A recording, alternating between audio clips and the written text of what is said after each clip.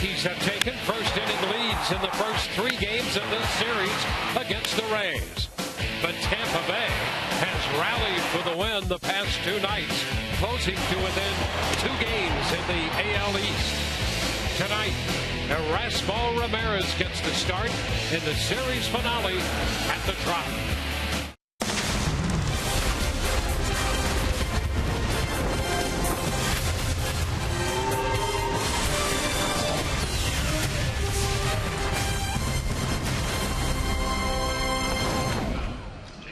The last 2 nights at Tropicana Field, the Rays have taken 2 big steps toward evening the season series with this New York Yankee ball club. Things had been difficult for the Rays against the Yankees, but they've taken 2 of the first 3, and tonight it's Game 4 between the Yankees and the Rays. Hi again, everyone, and welcome to Rays Baseball with Brian Anderson, Dwayne Stats. Good to have you aboard. Well, the Rays scored 5 runs in Game 1, 4 in the second game, and 3 last night, but they won the last 2. And while the offense has not been overwhelming, we are seeing signs of some offense from a couple of bats. Well, interesting stories. Souza one, Forsythe the other one. Would you have had these guys team leaders right now as you're on the offensive side? I'll tell you what, though, you start with Logan Forsythe. Number one, increase in playing time has led to an increase in production, as you see right there. Leads the Rays with 35 hits. He's hitting .304 on the season, 3 home runs, 15 runs driven in. He's tied in that category with Steven Souza Jr., and you can see it in the swing, a much more confident swing. He's showing quick hands and a very quick bat, very productive. Steven Souza Jr., on the other hand, leading the Rays with 6 home runs, and some of these shots have been titanic. You remember the one at Rogers Center up in Toronto, and then he gets Adam Warren last night to straightaway center field. Big time pop, and guess what? He can run too. Tied for the team lead in stolen bases with 5, so you got a little double threat action with Mr. Souza Jr. He's second among American League rookies with home runs and runs batted in, and as you mentioned, he can also steal a base and can beat out an infield hit once in a while with that speed. Rays also getting some offense recently from Asdrubal Cabrera. All season long, they have gotten steady defensive work from him. And Tom Calix examines Asdrubal Cabrera's contributions when we return.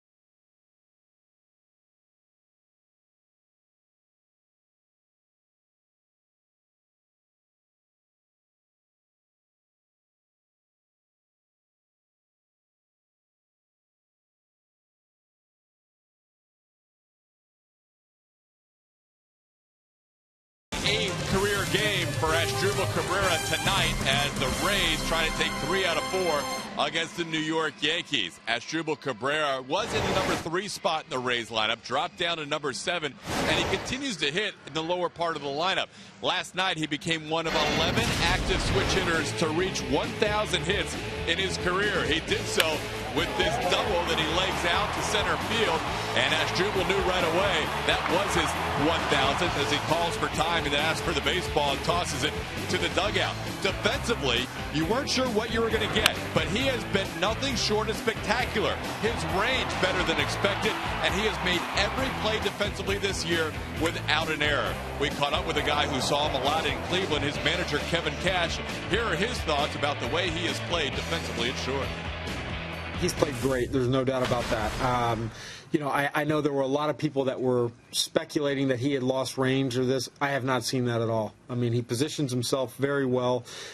He controls his body on the run as good as any shortstop. I would argue he's been as defensively as solid as any shortstop in baseball so far. And it's hard to argue with that. He has been outstanding for the Rays this year at shortstop. 3 minutes, 13 seconds away from the first pitch. It'll be Erasmo Ramirez making his 3rd start of the season for Tampa Bay.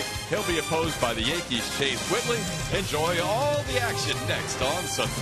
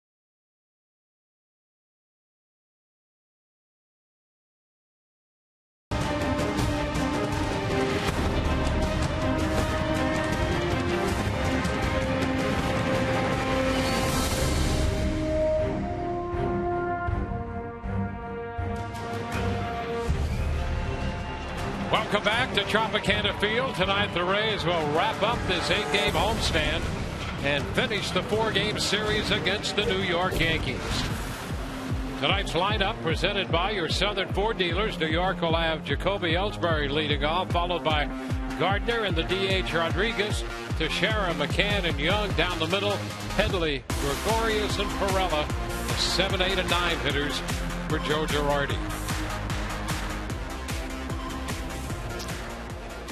Erasmo Ramirez, look at the turnaround. Rough start to the season with the 15 earned runs and 5 1/3, but he has settled in and thrown the ball nicely since then, earning himself another start here tonight.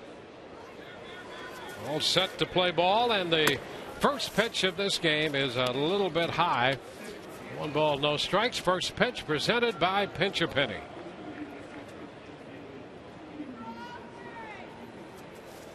25-year-old right-hander Ramirez. Second pitch is fouled out of play. And I'm sure what the Rays told Erasmo is just go out there and go as long as you can. You know, his last start was April the 25th. He went 4 innings in that start. Longest outing since then, 3 2/3. So you figure that his outing is going to be right around there. There's a liner into left and a base hit the other way for Ellsbury. And the Yankees do it again. The Yankees have been busy in the first inning of all 4 of these games. And now for the 3rd straight night, they put the leadoff man on base. This is a team that leads Major League Baseball in first inning runs. And this is a good way to do it. You get Ellsbury aboard. He's got good speed. You got to pay attention to him on the base paths with Gardner right behind him. And you're right. They have really pushed the envelope. How about the last 2 nights, though? They pop out for 2 runs in the first of each game, and that's what they would end up with. Well, here is Brett Gardner.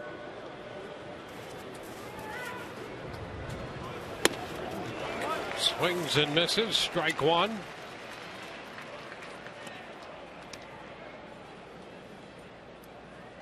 See the first inning runs, 36 for this club. Comfortable lead over the Braves, who the Rays will see on this upcoming road trip. Braves will be headed into Minnesota and then Atlanta on the next road trip.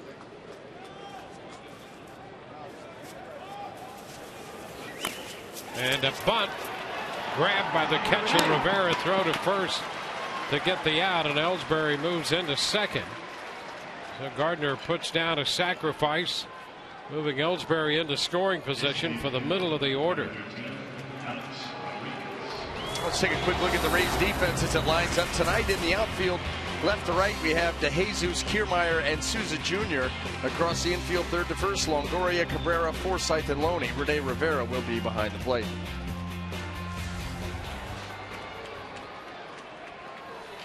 Now Alex Rodriguez.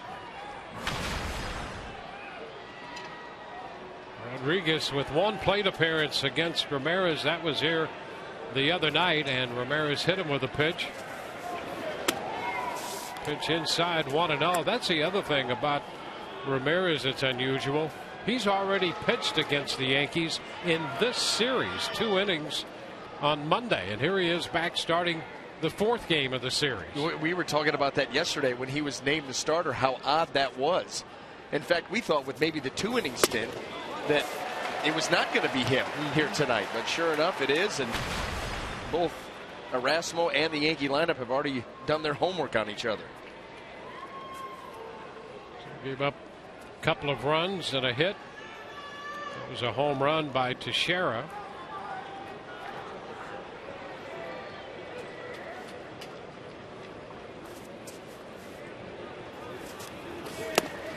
Cut and a miss. Now 1 ball, 2 strikes. Boy, he's challenging him with the fastball. Started him out with the changeup, 2 heaters. He pumped right by him.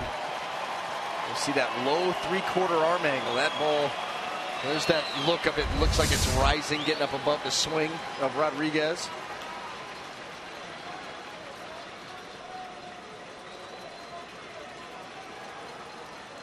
Ellsbury on second, bunted up after the leadoff single. Low and outside, start of a move by Ellsbury, and a nice stop by Rivera on that pitch away and in the dirt. The last thing that you would want is a Yankee base runner at third, less than 2, and Rene Rivera sliding out and keeping that ball right in the glove. That's a tremendous job. You get the feeling if that ball had just not gone anywhere but that glove had fallen down, Ellsbury would have challenged him.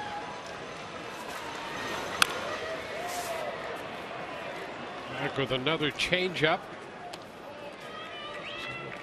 There's Teixeira on deck. And Ramirez has shown he is 90% total pitch breakout, fastball changeup. And that's what he's been in this at-bat here to Rodriguez.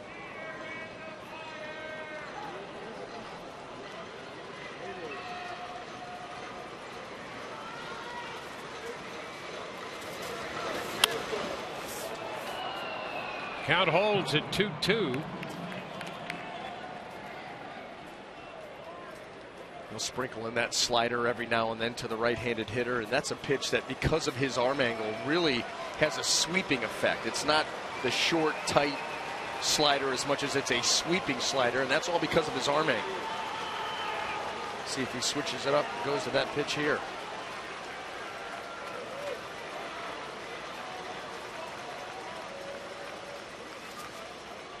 And the turn, but nothing doing back at second with Ellsbury back in easily.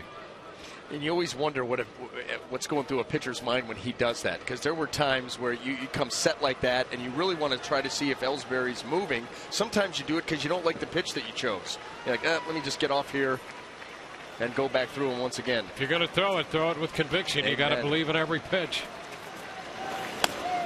Upstairs. Did he go? He did not. And the count is full. I think every pitcher would contend, as this ball up in the zone, would say, I'd rather throw the wrong pitch with conviction than the right one and not completely believe in it.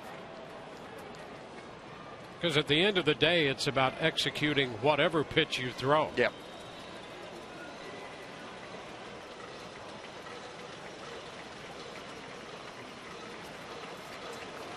Full count on Alex Rodriguez, and he got it. Struck him out on a changeup. 2 gone. Well, saved his best for last. Full count changeup, and this was a beaut.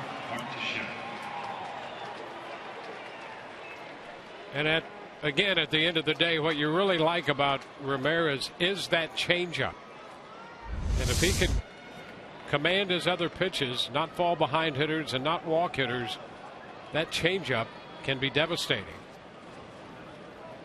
Now Mark Teixeira, and there is ball 1 too low. It's a good enough pitch for him to put hitters away with, as we just saw, but it's also a weapon if he does fall behind. You know, you fall behind a 2-1 changeup, right back to 2-2, a 1-0 changeup. So he can work that pitch a couple of different ways. And that's the nature of the changeup. Sometimes falling behind helps you more with that pitch. It really does. As much as you don't want to, as a pitcher, fall behind, it sets the changeup up. You have a lot of success if you have command and the ability to throw that changeup behind in the count. You get so many swings and misses and, you know, weakly hit outs. Counting a miss. Teixeira taking a big rip. His home run the other night was an opposite field home run off Ramirez. The 11th home run of the year for Teixeira. He is second in the league in home runs.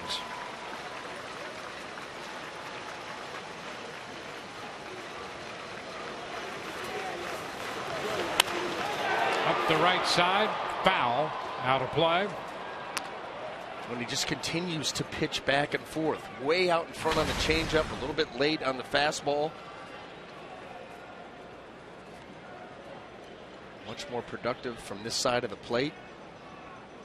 He really has become an all or nothing type hitter. Yeah, his extra base hit total shows that.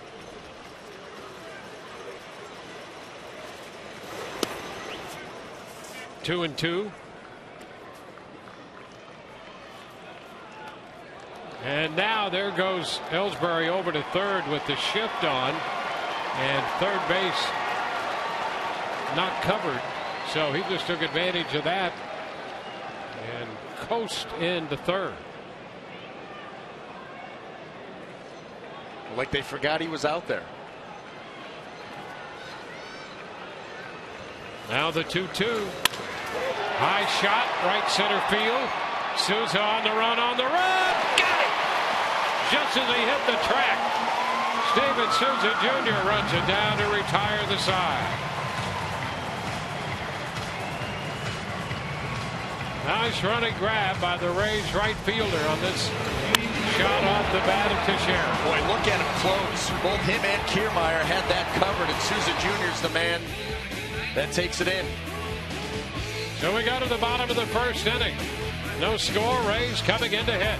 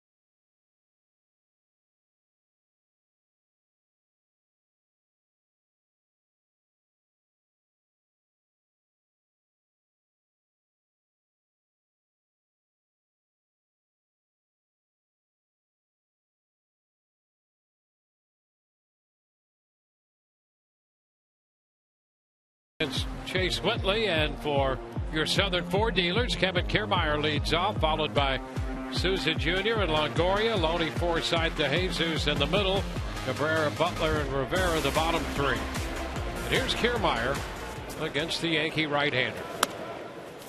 Ball one. Chase Whitley making his fourth start for the Yankees. First two very good. In fact, the first one was against the Rays back on April the 28th. He went 5 innings, gave up 1 earned run, picked up the win in that game. Long shot down the line. It's going to be foul. Home run distance, but foul.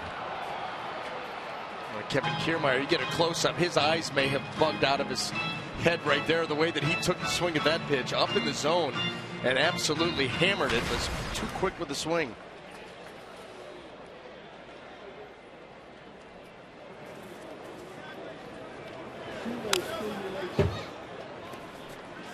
Takes the count to 1-2.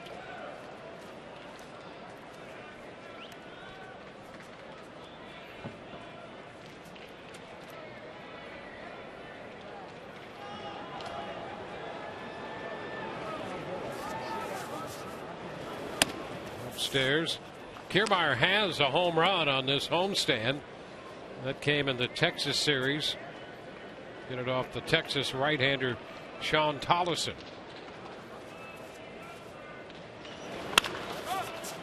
Fair ball back of first, and a race to the bag. Whitley there in time. Let's take a look at the New York Yankee defense and see how it lines up here tonight. In the outfield, left to right, we have Brett Gardner, Jacoby Ellsbury, and Chris Young. Across the infield, third to first, Chase Headley, Didi Gregorius, Jose Perella, and Mark Teixeira. Brian McCann will be behind the plate.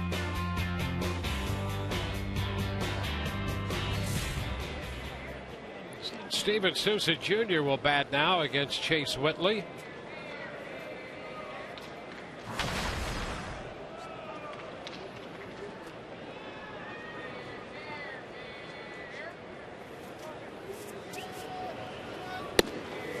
First pitch is a strike. Souza made that fine running catch in right center field to end the top half of the first.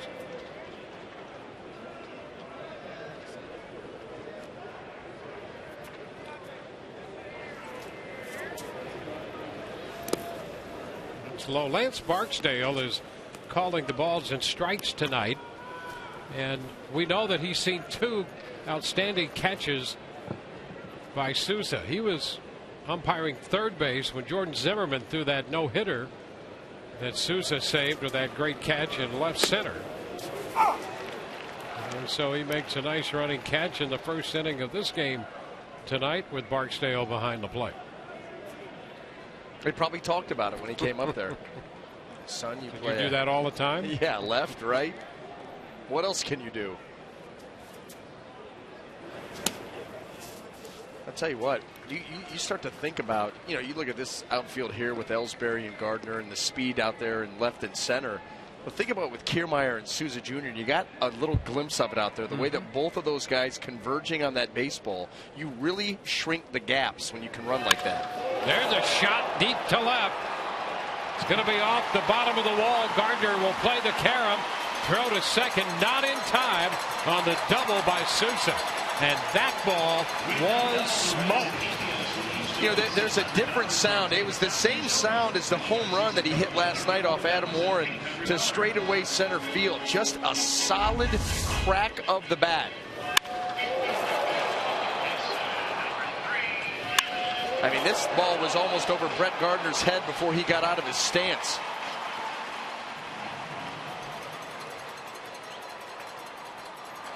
So just like that, the Rays have a scoring opportunity on the 5th double of the year for Steven Souza Jr. And it gives Evan Longoria a shot to put the Rays on top. Well, as you see with Whitley, he has to be precise. How about the hit speed? I think that the highest that we've seen in one of our telecasts was like 106.8 in that range. I don't know if we've seen one over 107 this year. It sounded like 107. Yeah, it sure did. Blocked by McCann. 2-0.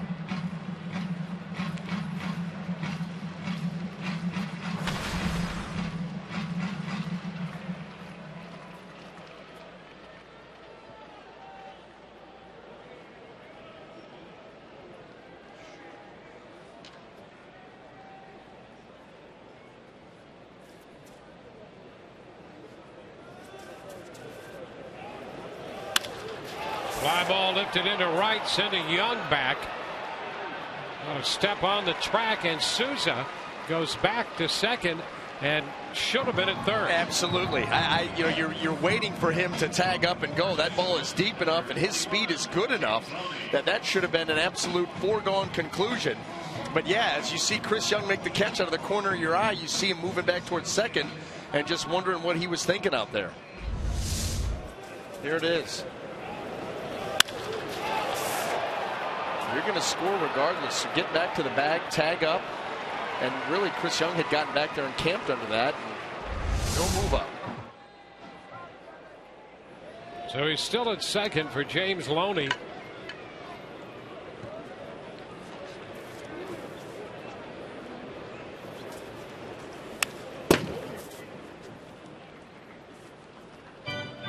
On the count.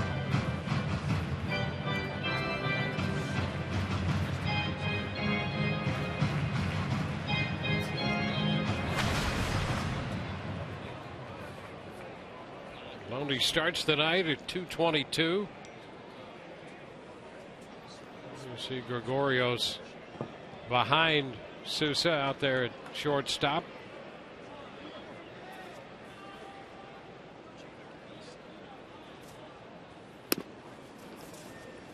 1-1.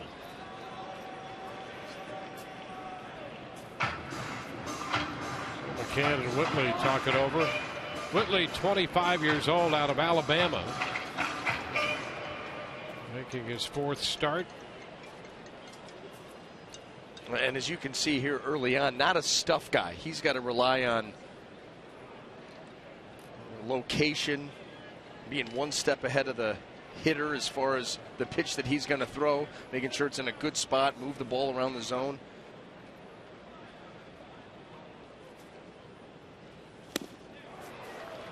Now 1-2.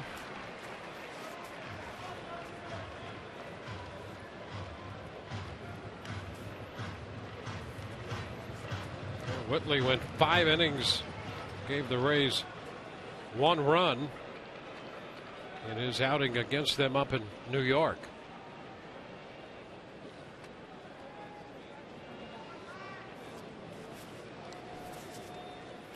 Into the dirt. Now snap throw back to second, and Souza is back in. And that's why the no tag up by Steven Souza Jr. is a big deal, because obviously he's not going to score on this particular pitch, but this is what it allows you to do. If Brian McCann doesn't make a great play, then maybe there's a chance that he's able to come home and score right there. Instead, they're trying to throw behind him out at second base.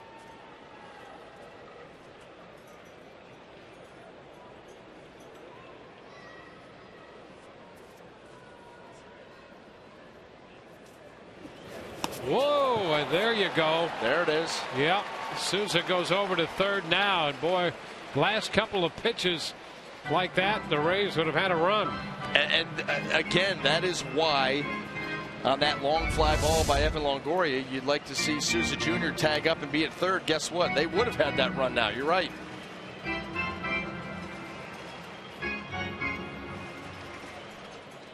Yeah, and the last 2 misses, I don't know if you could miss any further. Well, maybe he'll groove one now. Split the difference between the two, and Loney can make solid contact.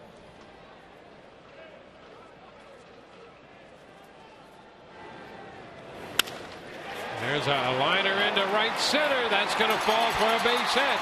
And the Rays take the lead. Souza scores. Well, Loney gives the Rays the lead and gets Souza off the hook. It's a good teammate. That's a good teammate. James Loney using the center of the field like he so often does, especially with 2 strikes. Other way up the middle. Breaking ball here. He stays down and on it and just pops that ball out into center field. Rays jump out early tonight.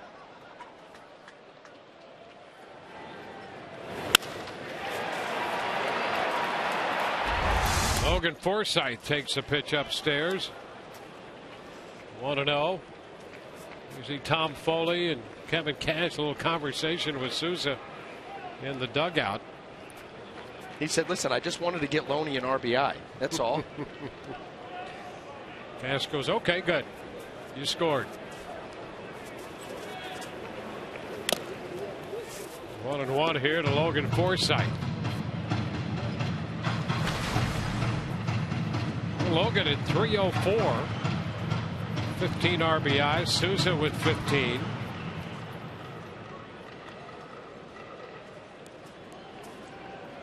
It's amazing what playing almost every day can do for you. Logan Forsythe thriving under those situations. There goes the runner. The pitch is a strike and the throw.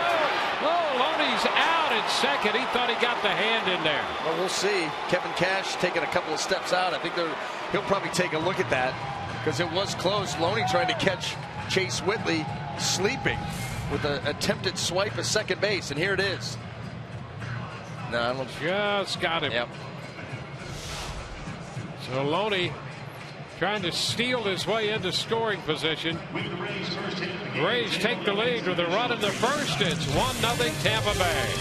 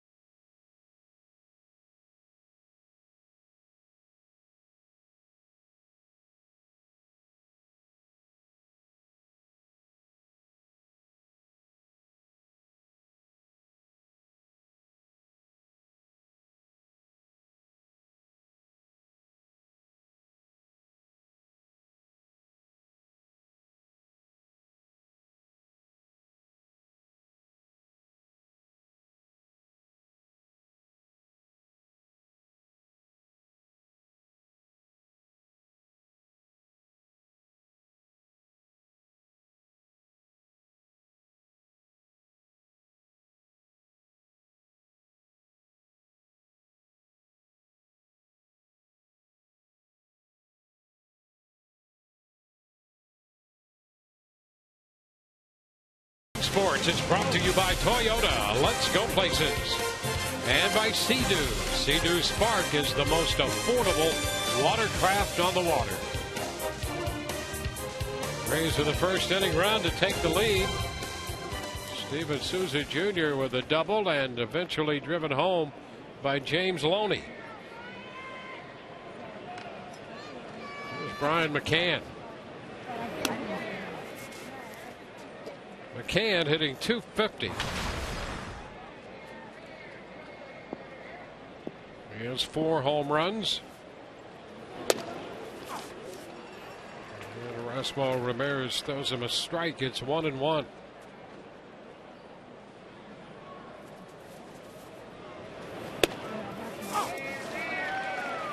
1-2 now.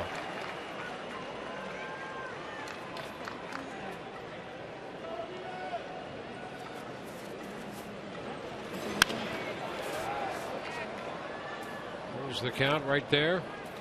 This is one of those acquisitions that Chris Young on deck. The Yankees really like the thought of bringing Brian McCann to Yankee Stadium. That short porch in right field and the fact that all the home runs that he hit for the Atlanta Braves has not quite turned out. Good production. Average not where they would like it, obviously. Yeah, he loves that short porch at Yankee Stadium. I mean, what left-handed hitter wouldn't? And if you got, power on your resume, my goodness. Well, the original Yankee Stadium was built to accommodate a guy named Ruth, and he took great advantage of that. The popper in the shallow right. Forsythe out there playing the shift, and he makes the catch. and the subsequent versions of Yankee Stadium, the redo of the old ballpark, the old stadium, and then the new one, both advantage to the left-handed hitter. If you can stay disciplined in your hitting mechanics, if you start to shoot, when a hitter starts to become pull conscious, he really opens his swing up to I love the way you're thinking. Yeah, you're thinking like a pitcher's going to get a guy out. Well, I love that. And I think that's probably what they have to guard against. Mm-hmm. If you get too antsy, your eye leaking down that right field line, thinking about that short porch and hitting home runs, the mechanics start to go south, and you leave yourself open to really be abused by big league pitching. Want to know the count on Chris Young? If you stay disciplined in your approach, those home runs are just going to come on their own. They're going to be a byproduct of what you're doing at the plate. Fly ball, center field. Kiermaier is there waiting. So 2 up and 2 down. So the bases are empty. Can you feel it? Stay after the game when the Jacksons take over Tropicana Field Saturday, May 23rd. Be here when the Rays host the Athletics and the Jacksons perform #1 hits such as ABC and I Want You Back. For more information, please visit RaysBaseball.com/concerts. I'm glad that I realized that you were doing a little promo right there, because when you dropped the kidney, I was going to answer you. I can feel it, baby. Feeling good tonight. This one wide, 2-0.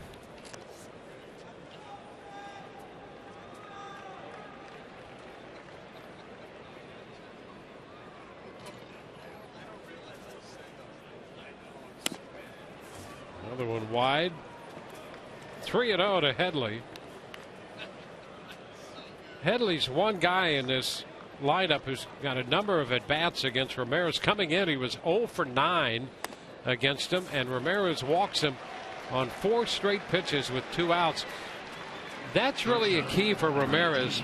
A couple of observations about him, and we saw them when we compared his numbers the first 5 1/3 innings in a Rays uniform, and then the last 14 coming into this start. He had walked 6 men in 5 1/3. Those 5 1/3 innings were disastrous. 14 innings, very good, only 1 walk, and now he's given up a walk here. And if you look at his progression when he was with the Mariners, when he pitched well, that walk total was low, and increasingly as the walk total went up, so did the ERA and the subpar performances. Strike 1 to Gregorius on that first pitch. He pitched pretty well when he first came up, at 59 innings for the Mariners in 2012, walked 12. The next year he was 5-3 in 72, a little over 72 innings. He walked 26, and then last year with the Mariners, 1-6, and a great stop by Rivera there, and he had 34 walks in just over 75 innings. So you can see that walk total creeping up, which gives you the impression either it was strictly a control problem or he got a little timid around the strike zone. And I think that's what it is, because you very rarely see big league pitchers regressing with the walks. They'll hold still, they'll fluctuate here, year to year, here and there, or they'll fall because they improve their command. But very rarely do you see someone get to the big leagues as a guy out there and have a walk rate of 3.5 and all of a sudden it's 4.3 and then it's 5.2. You don't see that typically, and so that's why I would have to believe that it was just timid around the strike zone. And he's cleaned that up, and guess what? Throwing the ball great here for the Rays. And he strikes out Gregorius. Second strikeout of the night. We'll go to the bottom of the second, 1-0 Rays.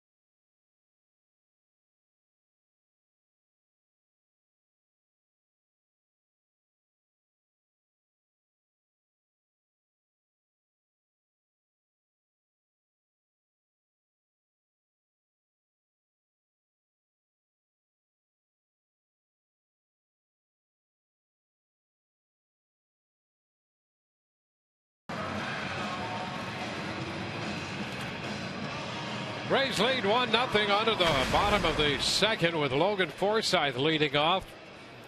He's the subject of tonight's Buick big matchup in 9 games against the Yankees, hitting .400 with a couple of home runs.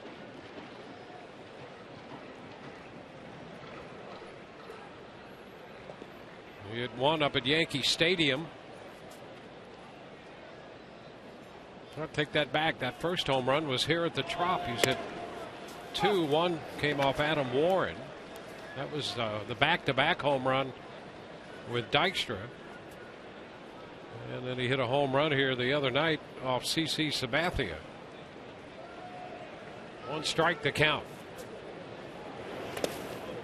Well, he's just been so consistent at the plate, and impressed with his hands, how quick he has shown them to be. Quick hands equals quick bat. And that home run he hit here the other night, another back-to-back home run, that was with Butler. So if he hits one out, DeJesus might be in a good spot. Tandem. David DeJesus will be next, and then there's Asdrubal Cabrera.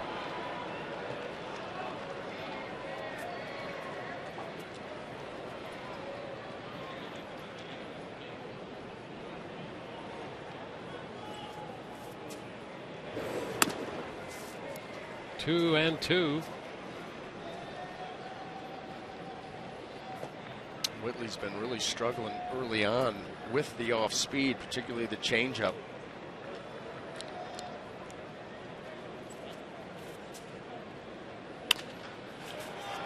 And he has him with a popper into shallow center now, handled by Ellsbury. So Forsythe reaching. That's the pop fly to center.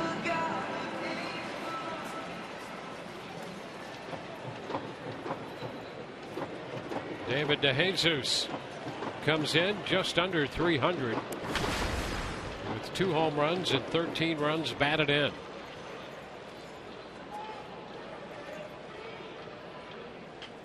Rays with a run in the first, taking a little different tack tonight than the earlier games in this series. There's ball 1.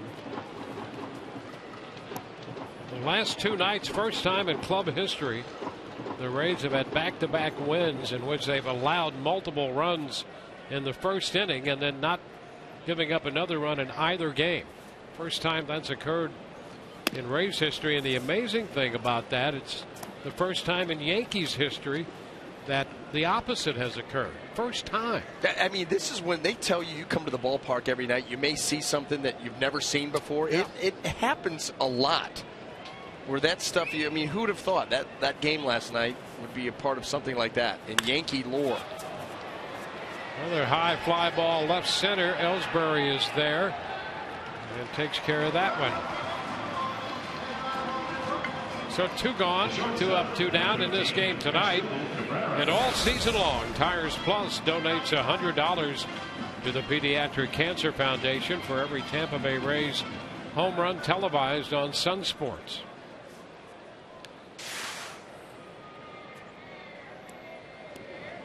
Rays have the first run tonight. Loney drove it in. And now here's Cabrera.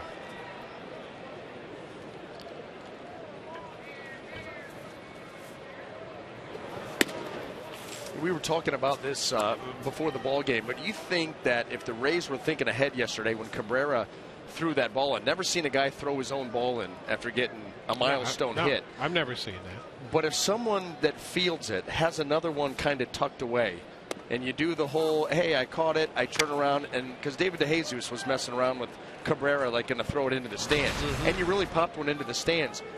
Does he come off second base and try to chase that down? I think he does. Yeah, I think he goes in the stands after I think he does. Because he retrieved it and threw it in himself. He asked for it, told Eric Cooper, I need that ball, threw it in. And if they, they pulled that little stunt with him, he may have abandoned second base.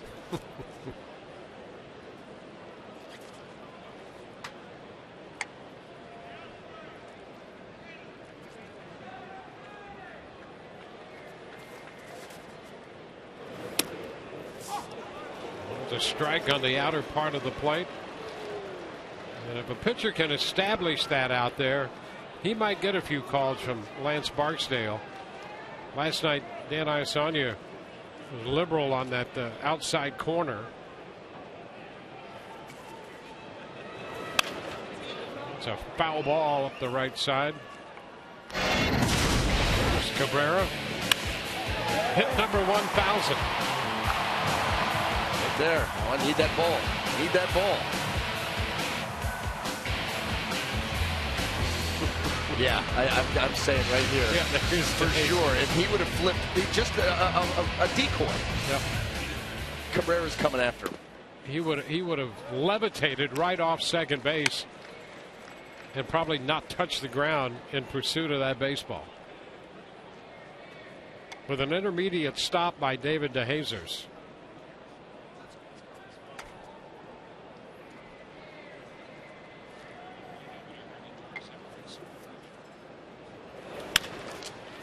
(3-2) and a high pop foul down the left side. That ball will fall right on the bench in the bullpen and out of the reach of Gardner. And the members of the bullpen, a lot of faith here in Chase Whitley early on because nobody's down there.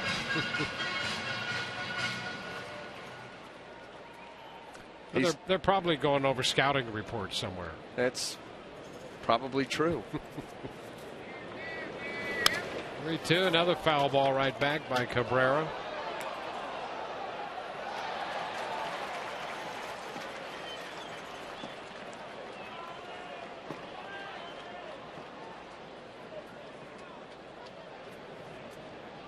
Whitley threw a few more pitches in the first than he would like, 22. And now he walks Cabrera. So the Rays draw their first walk. 9-pitch at bat for Cabrera to get Joey Butler up. Well, that'll continue to add to that pitch total. Almost at 40 now, a patient approach here by the Rays. And Chase Whitley, features that fastball, slider, curveball, and a changeup. Not overpowering. And the Rays content to wait for their pitch. And there's ball one.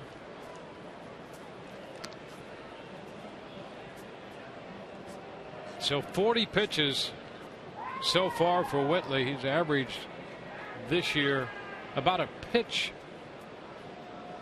under what he averaged last year per inning.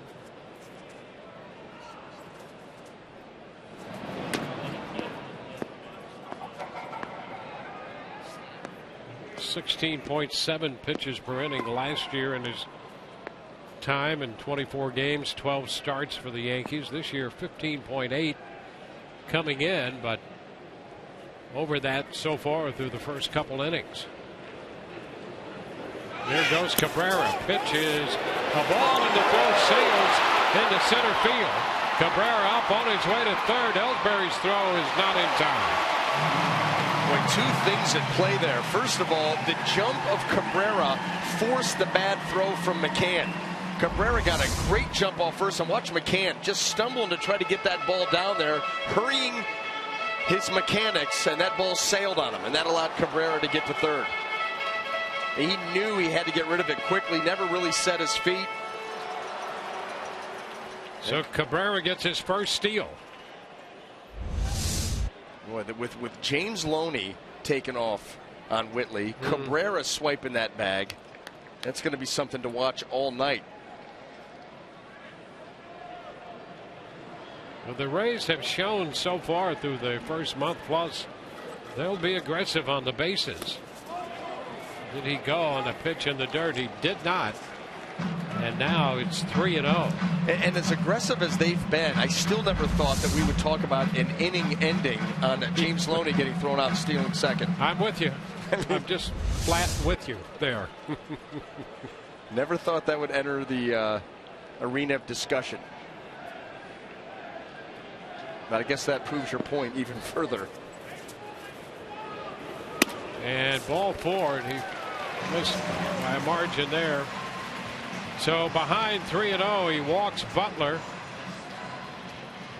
Men at first and second. Rene Rivera will be up, and Joe Girardi's out with the trainer Steve Donahue alongside to take a look at Whitley just to see if he's all right, because he's really missed by a wide margin on some pitches. And he pointed to his forearm, and Joe Girardi mouthed to Brian McCann, he's done. So they're going to get somebody up. Looks like maybe Esmil Rogers, who we've seen warming up a couple of times. But you're right, some bad misses tonight, and it didn't take them very long.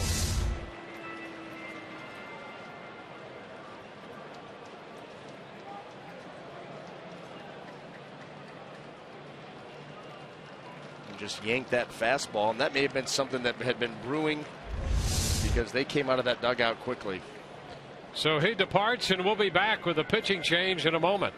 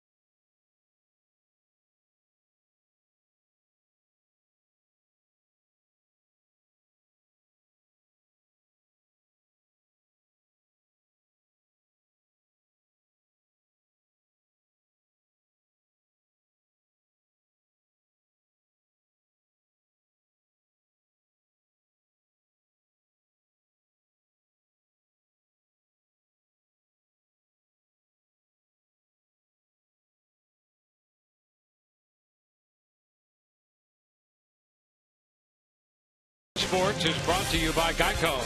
15 minutes can save you 15% or more on car insurance. By Grow Financial. Don't go through life, grow through life. And by Courtesy Toyota. You'll love what we do for you. We're Tropicana Field where the Rays have a 1-0 lead. Esmil Rogers will be the new pitcher. Chase Whitley leaving after an inning and 2/3, and so Rogers is on. He'll have all the time he needs to get loose, making his 11th appearance. 1-1 with a 3.32. Got ready quick. You spent some time out in the bullpen, and you learn, you don't need the 35 pitches that you'll take as a starter. You get the fastball established, couple secondary pitches, and then here we go. Let's play ball.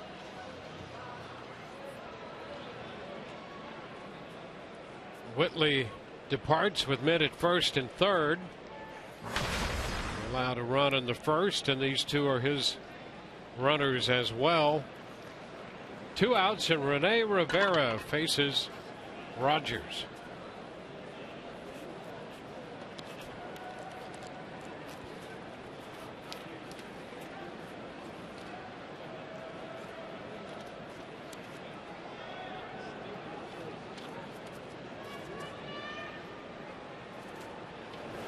First pitch, and it's skied to deep center. Ellsbury's going to go to the wall. Gone! Home run for Rene Rivera on the first pitch from Rogers. 3-run blast, his second of the year. And just like that, the Rays have a 4-0 lead. Wow, I'll tell you what, Ismael Rogers comes in. He's going to deliver an off-speed pitch, and Rene Rivera just rudely welcomes him to the game. There's the breaking ball, and boy, he gets down through it and crushes that pitch to dead center.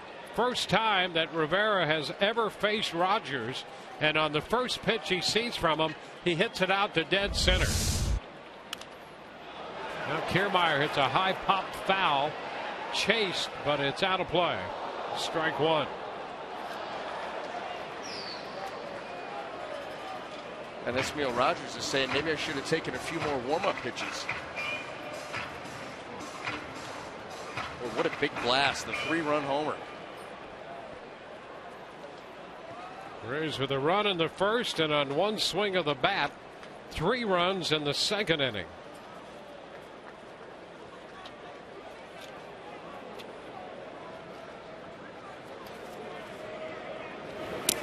This one skips to the backstop.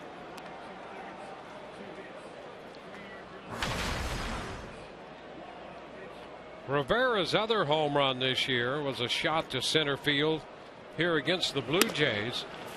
That was off R.A. Dickey, and he hit that one on the first pitch.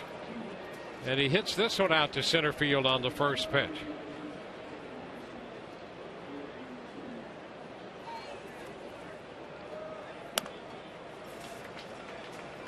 Three balls and a strike. Oh, it was two-out walks by Chase Whitley, who left the game with an apparent arm injury. And then Rene Rivera, boy oh boy, welcome.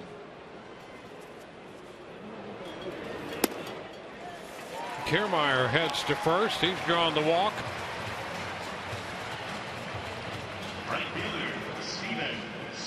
That gets Steven Souza Jr. to the plate.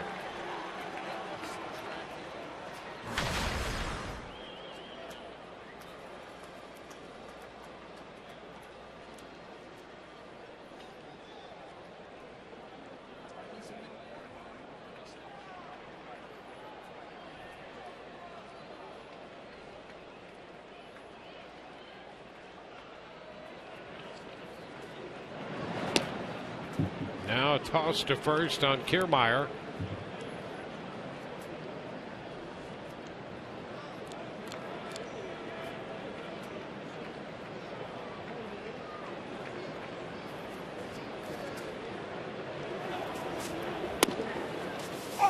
It's a strike at the knees.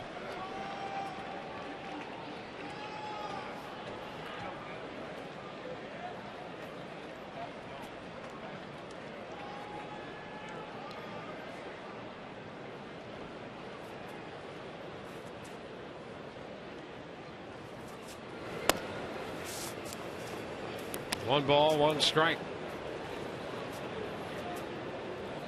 So the line complete on Whitley. 3 runs, an inning and 2/3. A couple of hits and 2 walks, a wild pitch.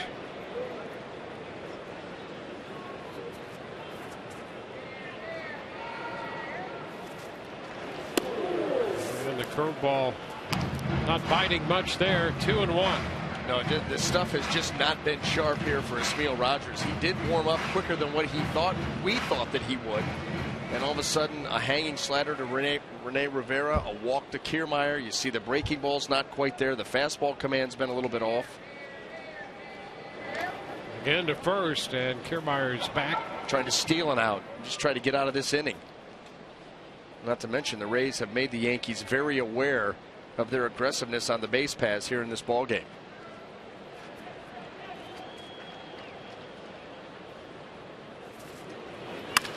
There's a shot to center field, but Ellsbury has the range and makes the catch, retiring the side. Rays score 3 on one swing of the bat from Rene Rivera.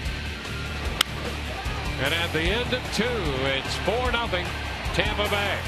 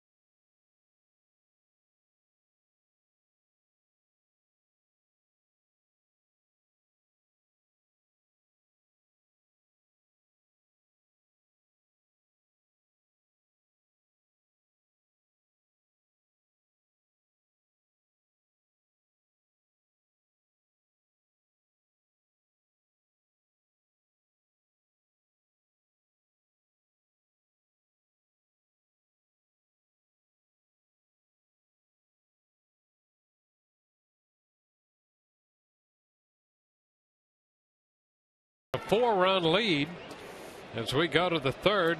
Jose Pirela, the second baseman, leads off for New York. Then the top of the order, Jacoby Ellsbury and Brett Gardner. Boy, and I love that camera shot that they just had on Rene Rivera, just eyeballing Pirela, his setup, how his feet, where they're at. The catcher just taking an idea. That's a strike, 1-1. Even doing some coaching there with the arm angle of Erasmo Ramirez. Yeah, he's active behind the plate like that all the time. And it's been a struggle for him offensively. Good to see him hit that 3-run home run. But boy, what he's done behind the plate, it's been outstanding. Just the handling of the pitchers. No, you see him on certain pitches, certain counts. He's taking the glove, and I want it up, I want it down. You can see him, exhorting these pitchers on. At times, trying to jump out ahead of a problem and going out and talk to a pitcher. It's going to be out of play. I think one of the first times we saw him do that was when Jose Dominguez was up with the club in that outing against Boston in April. And he was getting him through an inning and was with him pitch by pitch. There's a strike call. Pirela caught looking. He's out to open the 3rd. Well, here it is, the fastball, and he's just going to pop it right into the zone. Nothing fancy about that. Just Pirela not able to pull the trigger. You see Ramirez eyeing up a strikeout here.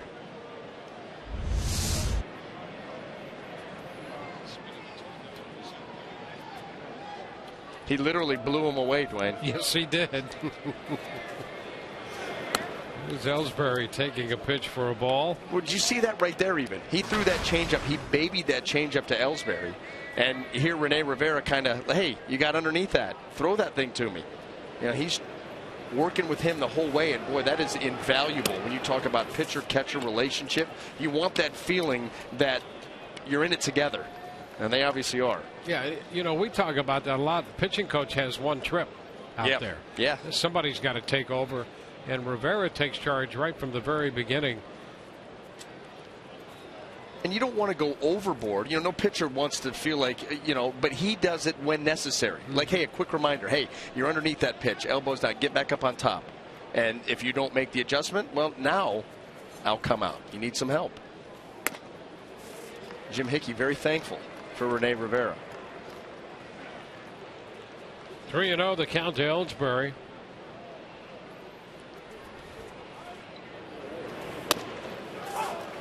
It's a strike in there. 3-1. 3 strikeouts for Ramirez as he works in the third. 1 walk tonight. And the bouncer foul runs the count all the way out to 3-2. That was your shot. That was your shot. A bouncer. You're in the first row with a glove. And Tony Pena, the good guy that he is, saved the day for him. Well done. Pop up right side. That's Loney. Fair ball, and he handles that. So Ramirez comes back from 3-0 to get Ellsbury on the pop up. Yeah, that's a nice job, because the last thing you want is Ellsbury lurking out there on the base pass trying to make something happen, let the Yankees think they can get back into this thing.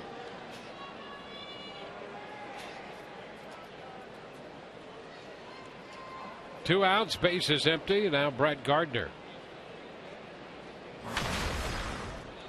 You know, the key to controlling this offense is controlling these two guys, Ellsbury and Gardner.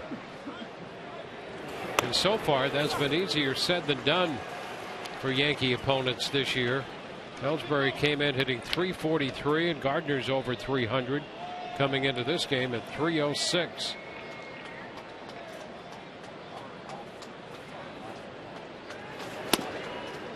One and one.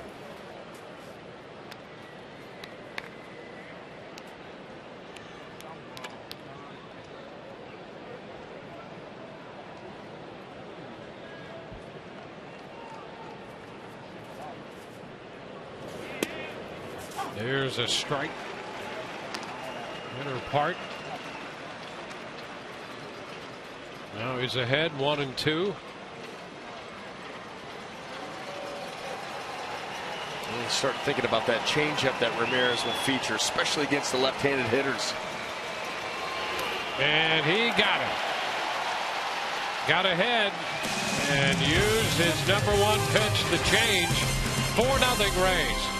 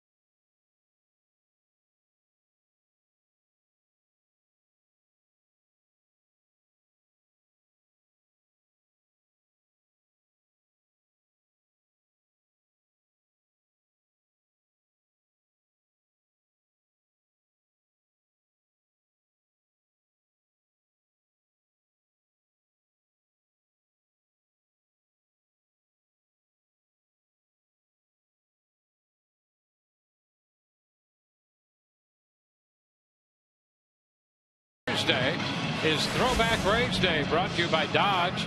Submit the best Rays vintage photo of yourself using the hashtag #ThrowbackRays.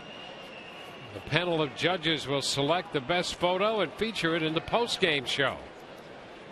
Who are the panel of judges? Do you sit on that? I do not. No, I just let people know who's going to make that decision. It's not us.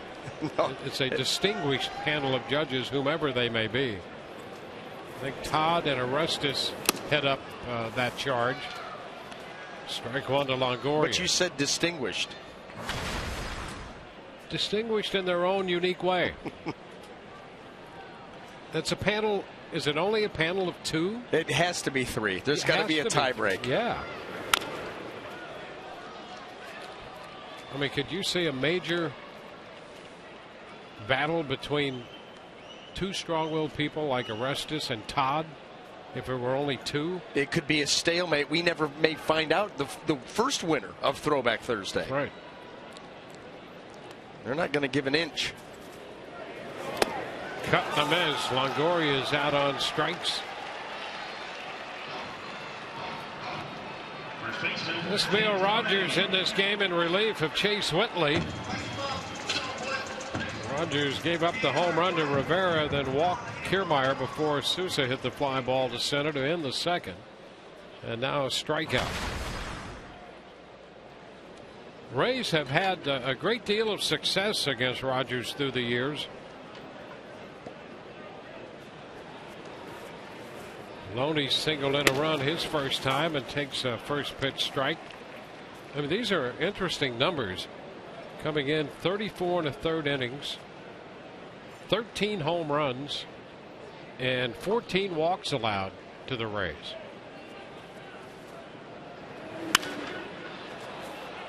Loney's behind in the count, 0-2. There you go. With the strikeout of Longoria, it's now 34 2/3. How about those numbers? Yeah, that's not runs, home runs. Right. Shocking to say the least. That's what, 3-4 per 9 innings. That home run rate entirely too high.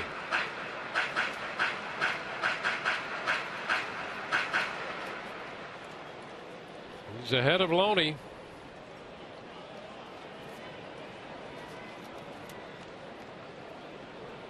Rogers will be 30 years old later this season. Chop right side. Perella with a toss to first. 2 gone. Second baseman, Logan Forsythe.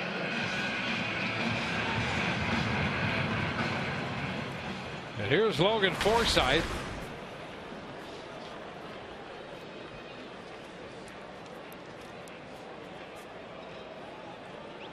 Logan 0 for 1.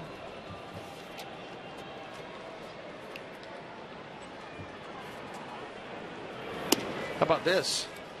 Just looking up those numbers you were talking about with Ismael Rogers and the Rays, he's given up 11 home runs to the Giants in 26 1/3 innings. Yikes. Those 2 teams. Yeah, and nothing. I mean, around the board after that, I think the most home runs he's given up to a team was Boston, and it was 6. Well, Loney and Longoria together have 6 off him. And he's retired those 2 guys. Loney with 3. Longoria with 3. Do you think it's the fact that both teams play near a bay? Now you're getting logical and scientific and investigatory. Looking for relationships. With help. These little earpieces come in handy. I got you. You know, but those 6 home runs, you know, still 13 home runs. Yeah. Well, listen, those are mistakes made, and Rays hitters not missing them. That's a very, very high home run percentage. And you can see he has a good arm. That pitch in the mid-90s, that went up around 94, and from time to time he'll top that mark.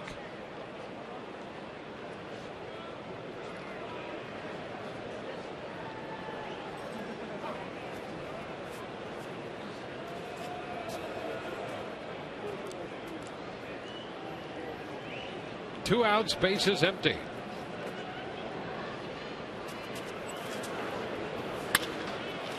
The right side out of play.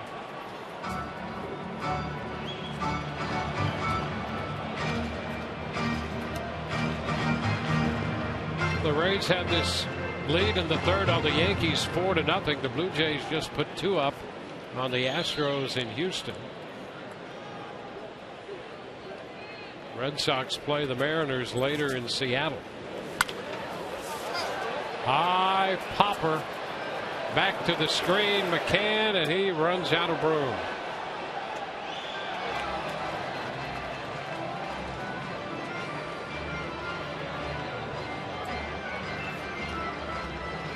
Count still 2-2.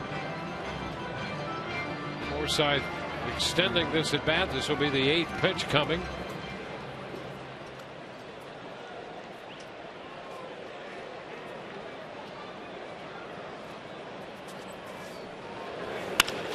Hot shot, liner grabbed at short by Gregorius to retire the side.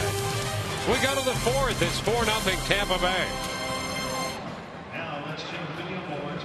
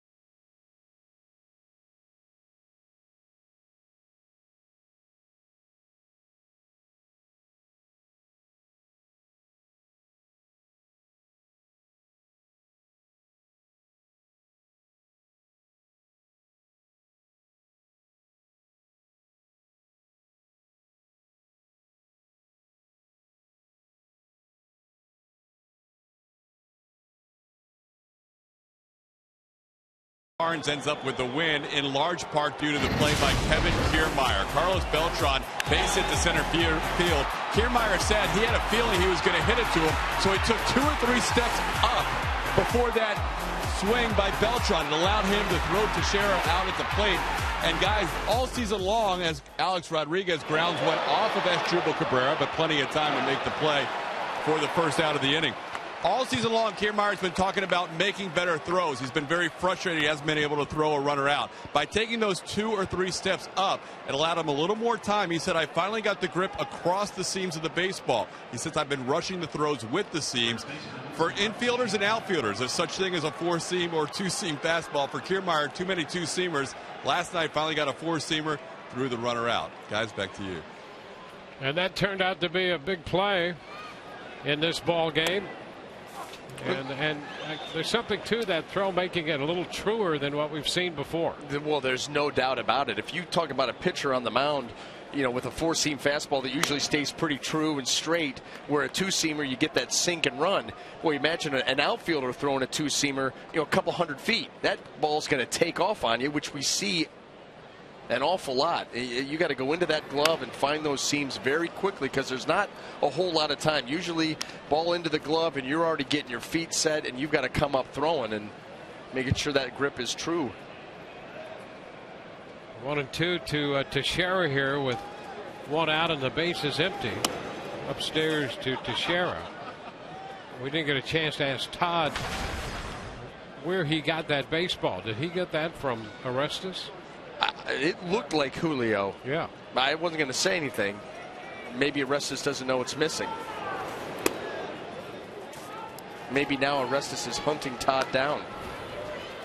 See, that goes back to there's only 2 members on that panel of judges. Trouble.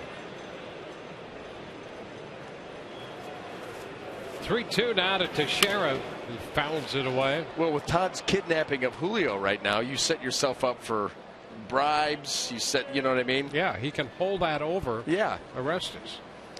You know, guys, we're on a 3-person set now, so I'm literally a foot away from Mo. I would never think about stealing his prized possession.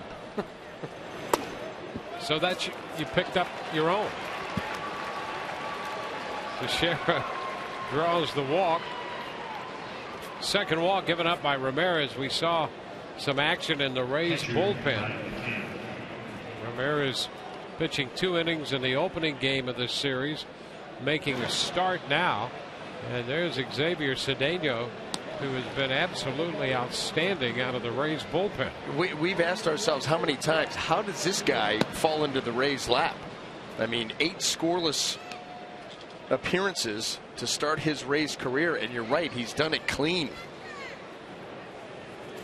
McCann, ground ball. What a play by Loney, and now they've got Teixeira in the rundown, tagged out by Cabrera. A great stop by Loney. And then they wind up getting a double play to retire the side. Here's another look. Put a star on this one for Loney at first. That's the first out at the bag. Teixeira, no place to go. 4-0 Rays.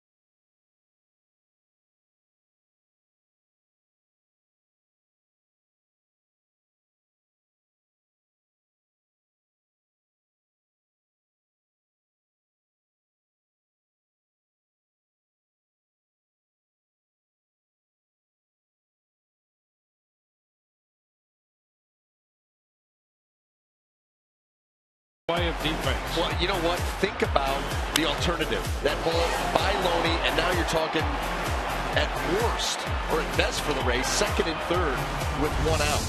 And that just shows you how Gold Glove caliber defense can bail you out from time to time. Now the Rays continue to catch the ball, and in that case make an extraordinary play to start a 3-6 double play. And I don't know if I've ever seen anybody tag the bag with their hand. You know, James Loney fielded that ball on 1 hop, reached over, touched the bag with his hand, and then stood up and threw it. You'll see it right here. I don't have time to get up and stand on it, so I'll just tap it. Now I'm going to turn. He maybe even bumped it there. The height of efficiency. Right. You know, he actually touched the bag, and then his left foot, there's a base hit for DeJesus. The other way, and the leadoff man is on. He found himself in a position where if he had to make a throw, his left foot was perfectly placed up against the bag to throw off. It was like you said, like a pitcher's rubber. Look at that. He knows exactly what he's doing all the time around first. See, he had it to push off for the throw, realized he didn't need it, so then it was like a starting gate as a sprinter as he goes to run down Teixeira. Perfect. He's still angry about the stolen base getting thrown out at second. Looking to make plays. Well, here's Cabrera. The Rays have committed only 12 errors. That's the fewest in the American League, and by the way, the fewest in club history after 35 games. And they're the only team without an error from their shortstops collectively. And Cabrera has been the major part of that. He has caught the ball. Well, and that was with 118 chances. You see how many more they had here tonight. Couple. Yeah, it's been an absolutely phenomenal defense all around, but Cabrera has been even better than advertised for the Rays.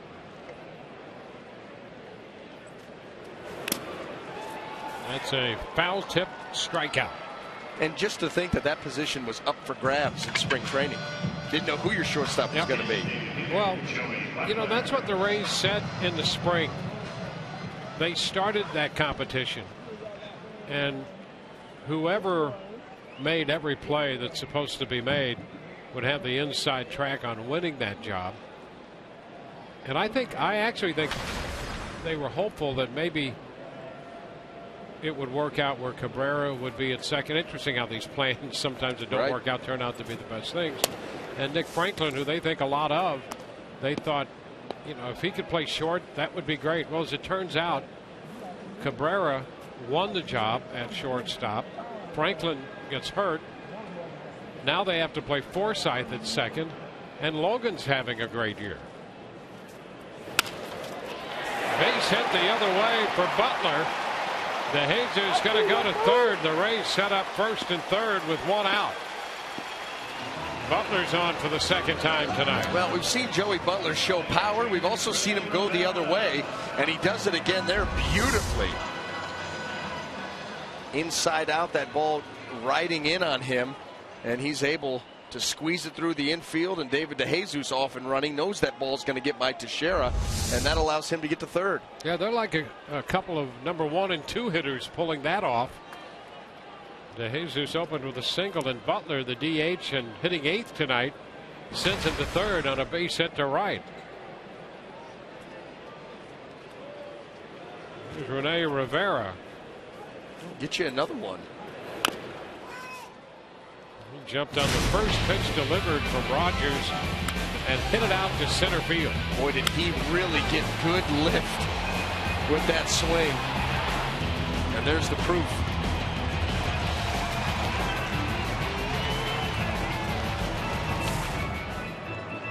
Might be the new haircut, too. You know, he got the hair trimmed up a little bit, went with the 80s style lines shaved into the back. New look, look good, play good. I've heard that before. That's what you usually say when you're putting your tie on. Every day. Works every time. You walk over to the mirror, you start tightening it up, look good, play good. Kiss yourself in the mirror, and then off we go. Something I picked up from you. Works, doesn't it? Oh. Makes you feel good. Yeah.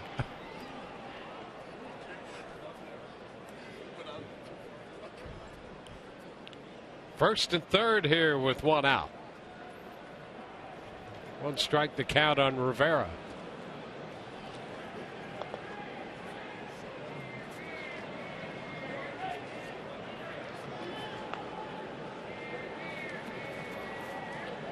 Rays with a chance to add to this 4-run lead. Ground ball headed up the middle. Base hit into center, scores DeJesus. Rivera drives in his 4th run of the night, making it 5-0. Boy, effective using the middle of the field. He goes over center field for a 3-run bomb and then back up the middle with this single. Didi Gregorius not going to be able to get there in time. And the Rays add to their lead.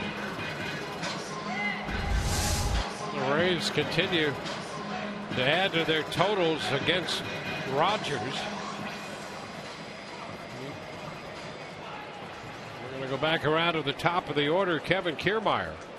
Boy, how about all of the damage done by the bottom of the Rays order? Goodness. Now the Rays have scored 5 runs tonight, and 4 of those have come from the 6, 7, 8, and 9 hitters.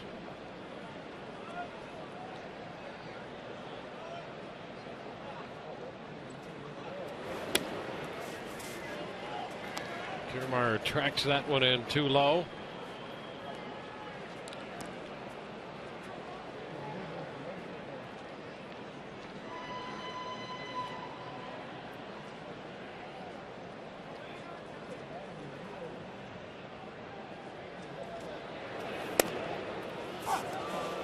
One and one.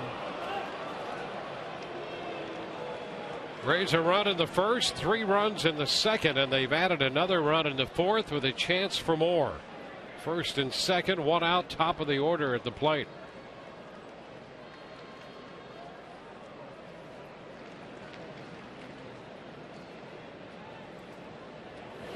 Ground ball back to the mound. Out at second and out at first on the double play. That retires the side, but the Rays make it 5-0.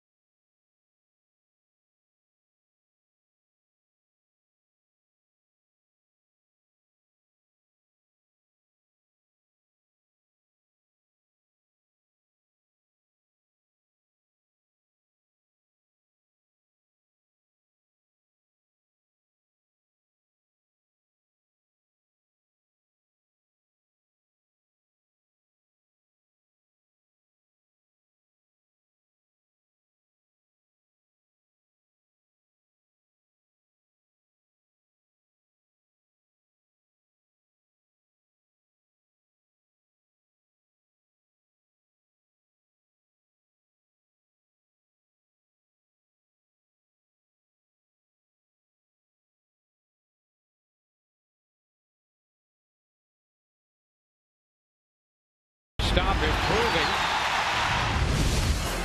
The American League, most games with 2 runs or fewer. And the Rays with 18. Tigers with 15. And the Minnesota Twins, who've been resurgent until today, they have 14. But the Rays allowing 2 runs or fewer 18 times this year. And that graphic right there shows why this team is not going to go anywhere. They're going to be in the thick of this all season long, and ultimately why you feel that they're going to prevail. That pitching just so dominant. Chris Young, deep short, long throw for Cabrera. Got him. Cabrera deep in the hole at shortstop, throws a strike to Loney. Another outstanding defensive play, where the Rays have turned in at least 3 of those tonight. You don't appreciate on TV how difficult this throw is and how far it is, and it's got to be on the money. James Loney obviously cannot come off that bag. Ball well struck by Young, good backhand spin, and accurate on the throw, right on the money. Headley takes the ball outside. We have seen Cabrera have such a great sense of where he is when it comes to making throws. Well, that's veteran presence right there. It goes back to what Kevin Cash, when talking about Asdrubal Cabrera and his work at shortstop, talked about him being in control of his body. He has such great body control, and you can see that. It plays out right in front of you.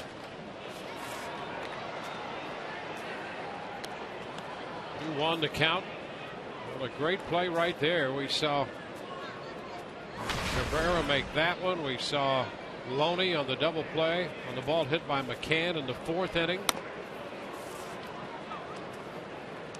Steven Souza Jr. made that great catch in right center back in the 1st. So 3 highlight worthy plays right there, and this one hit right to Loney. A shot by Headley. And this Yankee lineup has got to be saying to itself, how do we get one of these to fall? And you know what? When you're 0 for 9 against a pitcher, and then you hit that for 0 for 10, you're going, really? Truly. He's 0 for 10 now in his career against Ramirez. You smoke a ball, and you're not even out of the batter's box, and you're out. D.D. Gregorius, fly ball center field, and right there is Kiermaier. That's 5 innings from Ramirez tonight. 5 shutout innings of 1-hit baseball.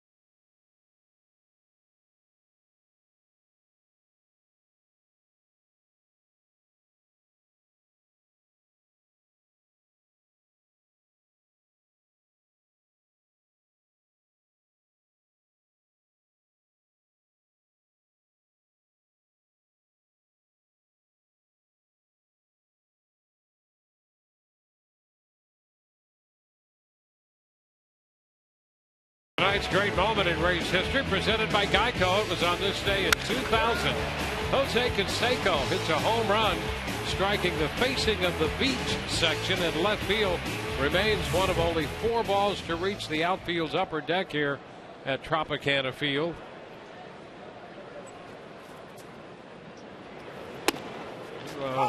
Souza takes the pitch for a strike to open the bottom of the 5th. There's that ball hit. At that time, I'm not sure if they had installed a hot tub out there or not, but Todd Callis spent some time out there in that hot tub. Gregorius throws out Souza. 1 gone.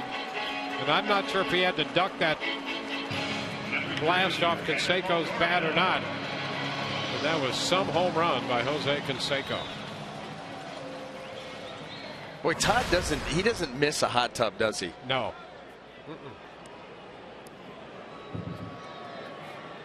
Right up in there. The sure sign of a good time. It's Todd Callis.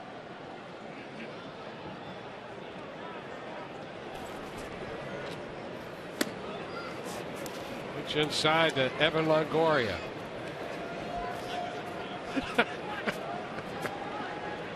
Todd just stopped by to acknowledge all of that time he spent in the hot tub up there. So it was great. And then he just left, opened the door. Yeah, he was lurking. Gave a salute to the hot tub and left. 1-1 to count here on Evan.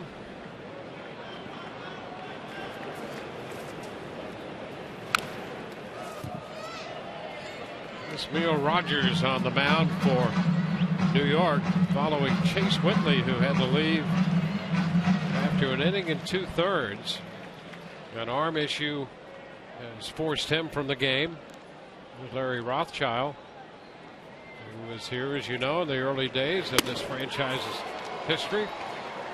Longoria out on the fastball, and there's one again up around 94 from Rogers. Larry Rothschild, now the pitching coach of the Yankees, alongside Joe Girardi there. And a tough job this year trying to piece together this pitching staff. If he can get 6 or 7 solid innings, well, he's got the back end covered. Boy, those two guys, Matanzas and Miller, have been complete shutdown. Just no way. I've not seen a tandem so dominant this, you don't want to say deep into the season, but you're in the middle of May, and these guys haven't given up a thing. I mean, Andrew Miller's given up 3 hits this year. 3 hits. He's got 13 saves. He's given up 3 hits. It's absurd. And we saw how good he was last night. He hadn't pitched in 4 days. He comes in, top of the Rays order, 10 pitches, 3 punch-outs. Yeah. 10 pitches, just 1 pitch out of the zone.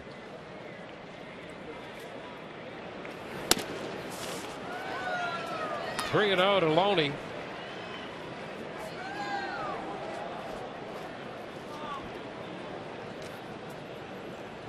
Logan Forsythe would be next if Loney should get aboard.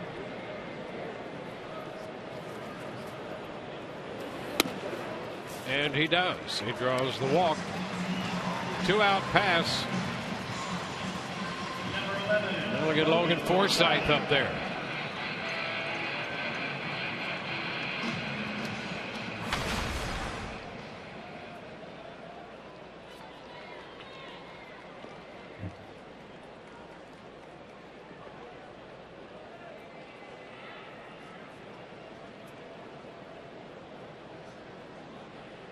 Logan looking for his first hit, hit the ball on a line to the shortstop Gregorius his last time. Up the right side this time, Young headed toward the line. It's going to be foul and out of his reach, just beyond the bullpen mound down there.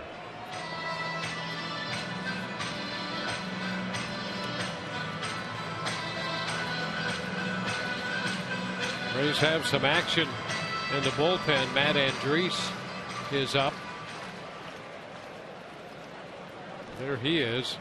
They have 5 innings out of Erasmo Ramirez. Only 68 pitches for Ramirez in this outing. The height of efficiency, and I think that the Rays, if you were to ask them before the game. There's one that gets by Gregorius.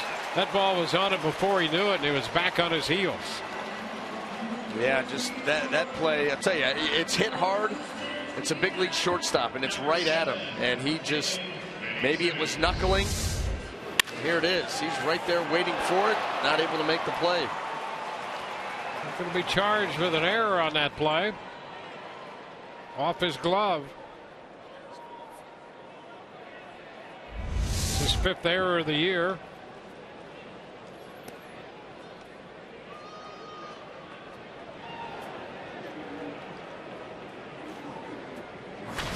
David DeJesus.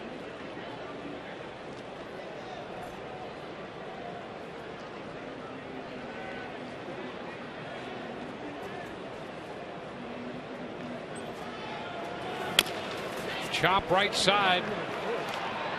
Varela with a toss to first, and the Rays are out in the 5th. On to the 6th. 5-0 Tampa Bay.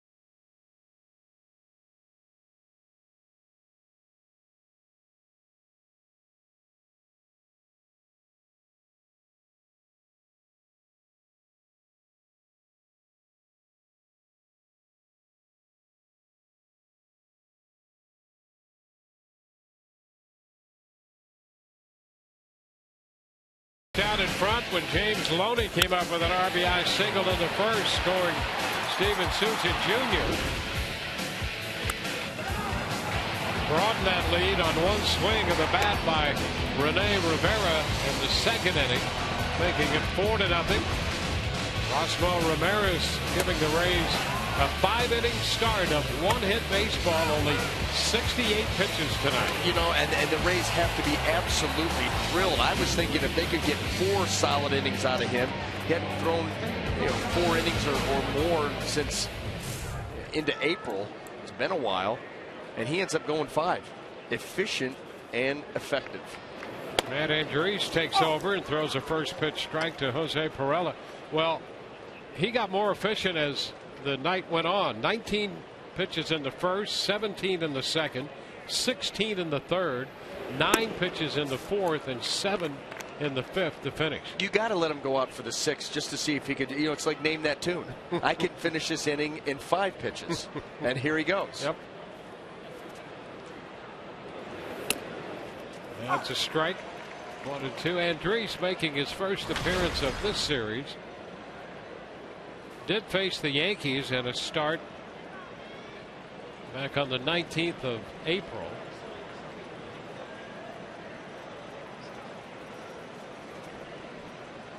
And he goes up and a cut and a miss by Perella. Fastball. That one hit 93 up. Well, Andriese, he gets a lot of ground balls, so you're always looking for him to be down in the zone, but this one, he pops up there. I mean, that ball is face high, and Perella cannot wait to take a hack at it. You got to give him props for the effort to try to get on top of that pitch. That thing was up at his neck. Tough to get on top that one, even if you're Frank Howard. Top of the order, Jacoby Ellsbury. 1-0 to him.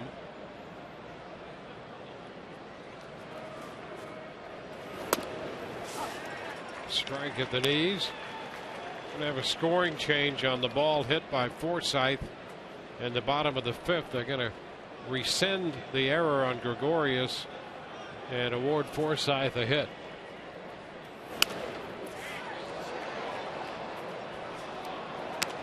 Now 1-2 the count.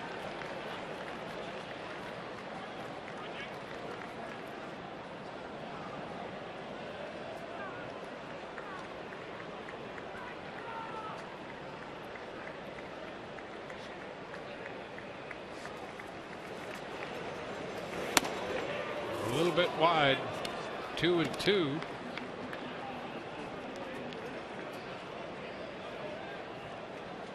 Andriese worked in the Texas series 3 2/3 against the Rangers on the 9th.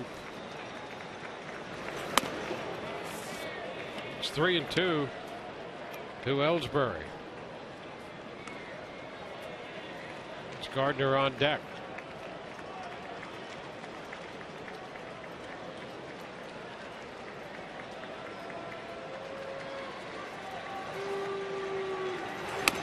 Cut the miss. He strikes out Ellsbury. Got him with a fastball, and again that one hitting 93. Back-to-back strikeouts. And up in the zone once again. Not quite as high as the one to Perella, but elevated nonetheless. Well, you see the Rays with these pitchers take advantage of the entire strike zone. Doesn't it make sense? Oh, absolutely. I mean, you have a zone and you have a little bit below it, a little bit above it. If you utilize it all, well, a hitter has to have an answer for all that. Doesn't have to look just in one part of the zone. It's tough enough to hit to begin with. Yeah. That's not an easy thing to do. No. And if you have to be aware of the entire zone, good luck. It goes back to that graphic. 18 times, 2 runs or fewer. Trying to make it 19. And if you don't think that pitching like that will keep you in every single game, I mean, they had a clunker here the other night, but outside of that, how many games are they out of ever? Yeah, that's the beauty of this team. if you pitch and catch the ball, most nights you're going to be in games, and that's where the Rays have been this year.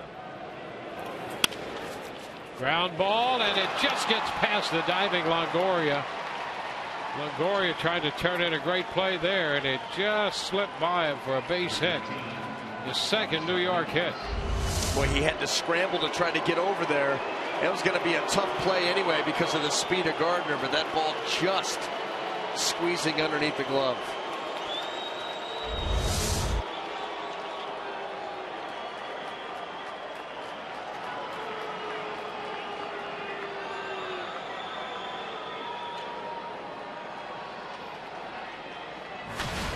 Here's Alex Rodriguez.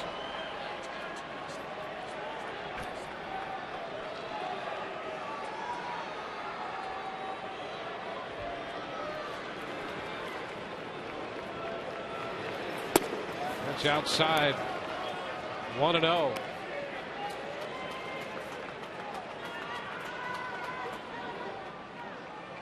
It's David Carpenter, the hard-throwing right-hander, down in the bullpen for the Yankees.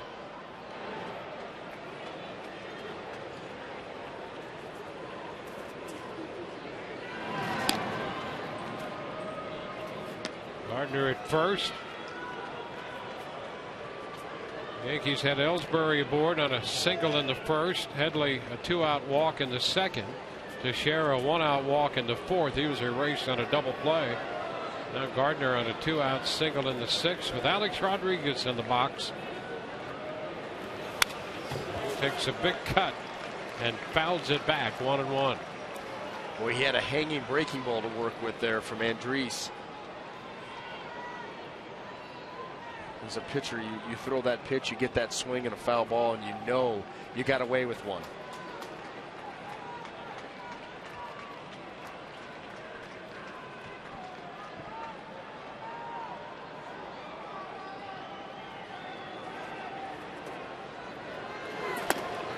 Did he go? Ooh, pretty close. No, says Eric Cooper. And the count is 2-1. What do you think? No thinking about it. That's a good angle for a strike right there. Yeah. Not to mention in a swing count, 2-1, 2-1, 1-2, big difference. Hot shot, base hit. It's cut off out there by DeJesus. So it'll be first and third for the Yankees. Alex Rodriguez with a single. Well, this was another breaking ball that just didn't have a whole lot of depth or bite to it. And Alex Rodriguez is able to squeeze it through the Rays infielders who had the shift on.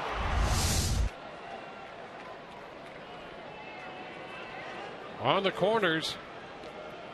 First time tonight that the Yankees have had two men on base at the same time.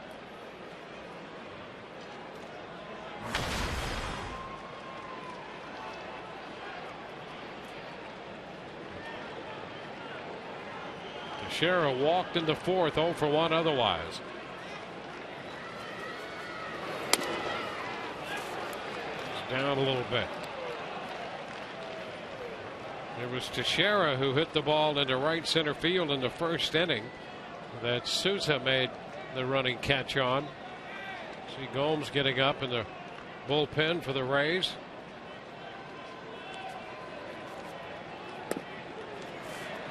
This one is low. 2-0.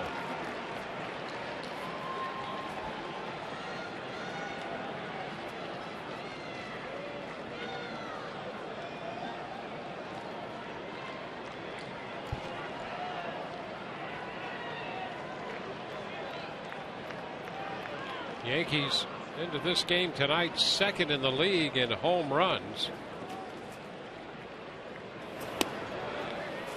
And now ball 3 outside, and Rivera heads to the mound.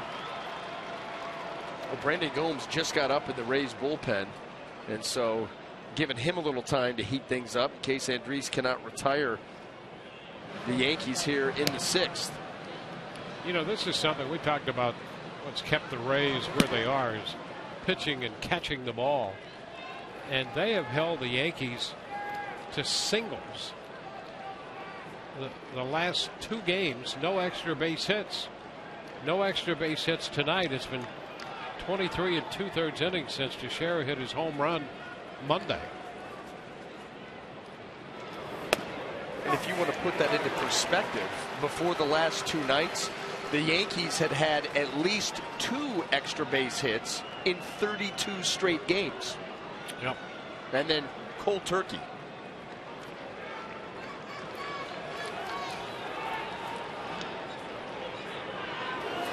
Ground ball first. Loney will take the out at first. He was thinking about second, but had the third out right there in his own neighborhood. 2 men left, and the Rays lead 5-0.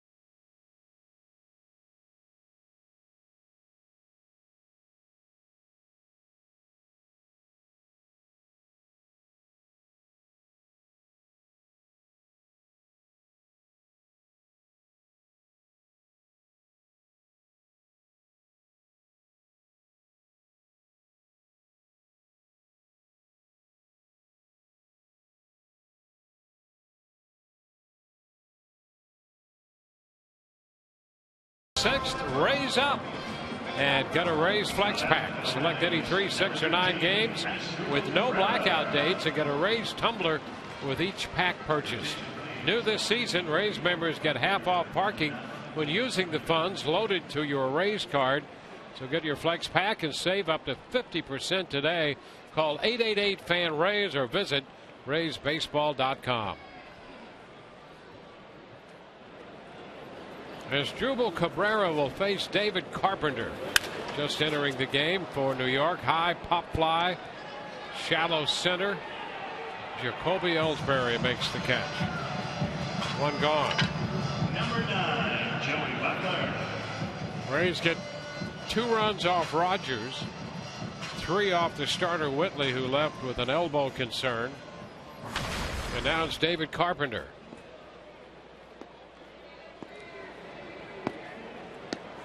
Joey Butler, the DH.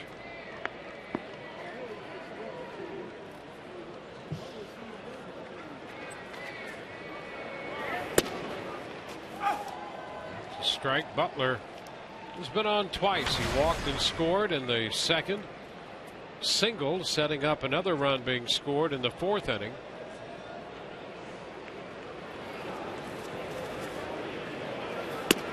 Saw those numbers on Carpenter too, and the numbers not very good, but really it's just been 2 outings. He had 2 separate outings, one against Baltimore, one against Toronto, where he gave up 3 earned runs in each, and then the rest of his outings just 1 total. You know, I think that's a great point. When you try to evaluate guys out of the bullpen, you might as well just throw the earned run average away. Right on. I think a better way to evaluate them: effective outings and not so effective outings, and that gives you a really good read for what they're doing out of the bullpen. And he's been on, what now, 14 times, and he's had those 2 bad games, and that's been it. Yep. And he strikes out Butler. That's a good hard slider there. But you're right. You sit at home and you say, the guy's got a 5. We should, tee off on him. It doesn't mean a thing. No, he's had 2 bad games. The rest have been pretty clean and good. You see his arm's great. And so often you see a big ERA out of a reliever, and people go, we don't want him. Well, wait a minute. We might take him. Right. Look at the totality of his appearances. Here's Rene Rivera. Big night for Rivera. Home run and a single. 4 runs batted in. His career high in RBIs in a game 5.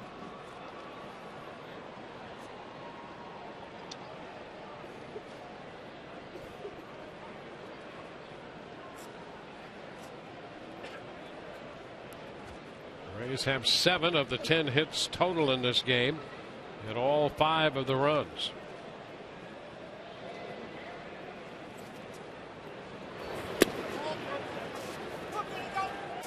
He did not go.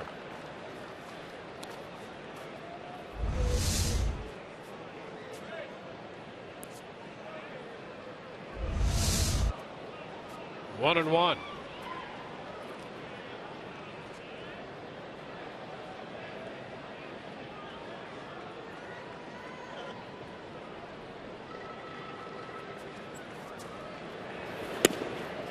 I think this little resurgence here tonight by Rene Rivera is the look good, play good. It's your style of broadcasting. It's the haircut, trimmed up the beard, showing the socks. I don't recall seeing the socks like this. Whatever it takes. And he's getting it done in a big way.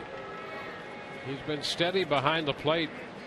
Handling of the pitchers. Hey, up the middle, but right there, Pirela going to make the throw to first, and that's in time to get him. Well, they had him positioned up the middle this time, and he's thrown out. 1, 2, 3, go the Rays. 5-0 Tampa Bay.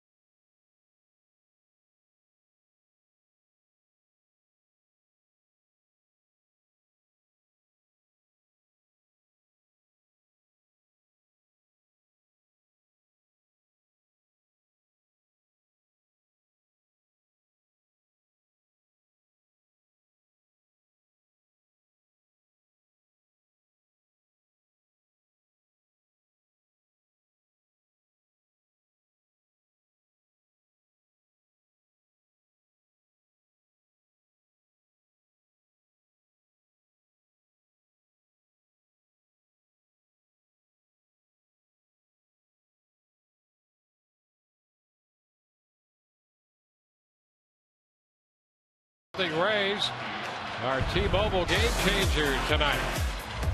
Most bullpen innings pitched, and the Rays gaining on the Red Sox.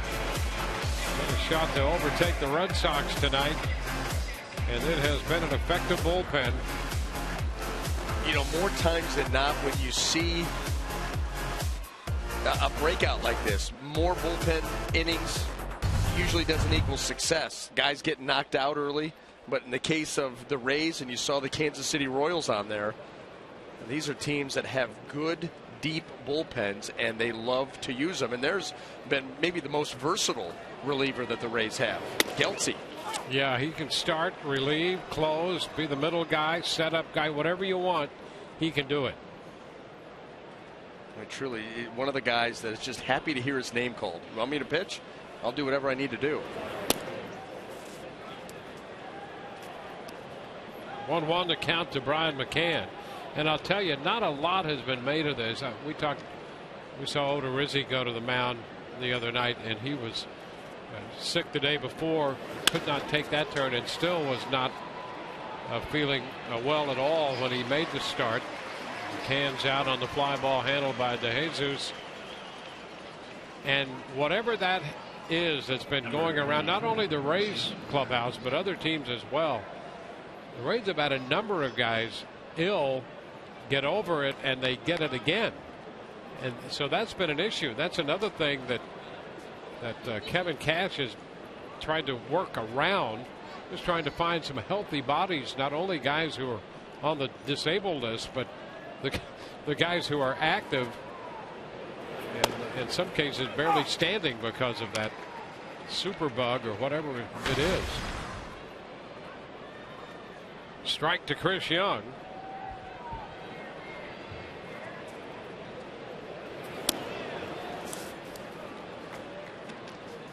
A 1-1 count.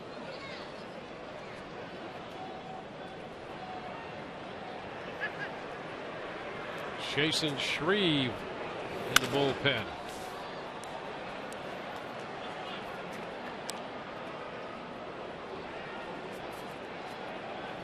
Ball, 2 strikes.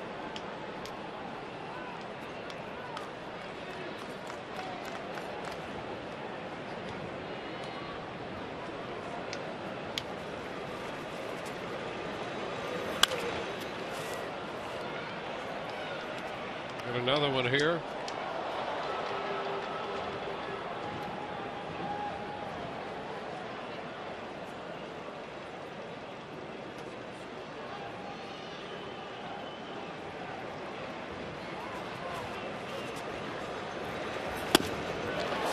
Cut and a miss here. Well, that's a nice pitch with some good finish on it. Young, strikeout number 3 for Andres. MLB.TV Premium, the #1 live streaming sports service, celebrating 13 years. Keep an eye on the Rays competition and watch every out-of-market game live or on demand in true HD on over 400 mobile and connected devices. Blackout and other restrictions apply. Visit MLB.TV. Headley lines it into right. Souza is there to catch it, and that retires the side. 1, 2, 3. 7th inning stretch. Rays 5, New York 0.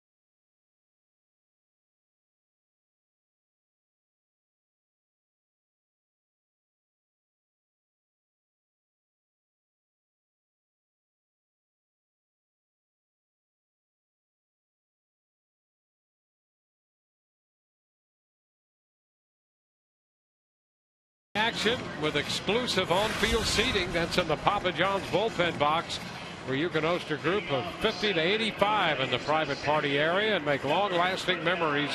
Reserve the Papa John's bullpen box by contacting Group Sales at 888-FAN-RAISE or email group sales@raisebaseball.com. Limited dates remain. Jason Shreve, the lefty, on to face the top of the order for New York. This will be his 10th appearance. Well, 12 1/3 innings. He's given up 3 earned runs. The Rays actually got to him for 2 of those earned runs on back-to-back nights at the end of April. They've seen him and they've had success against him. Kiermaier looking for his first hit. 0 for 2 with a walk, and he takes it down the left side, slicing toward the corner, and that ball out of play and over that low wall. Gardner, a little toe touch almost there. Well, that can get dicey over there with the height of that wall. They can flip you in a hurry, and you can see him kind of trying to eyeball it and measure it up, not able to get there, and keeps himself from flipping.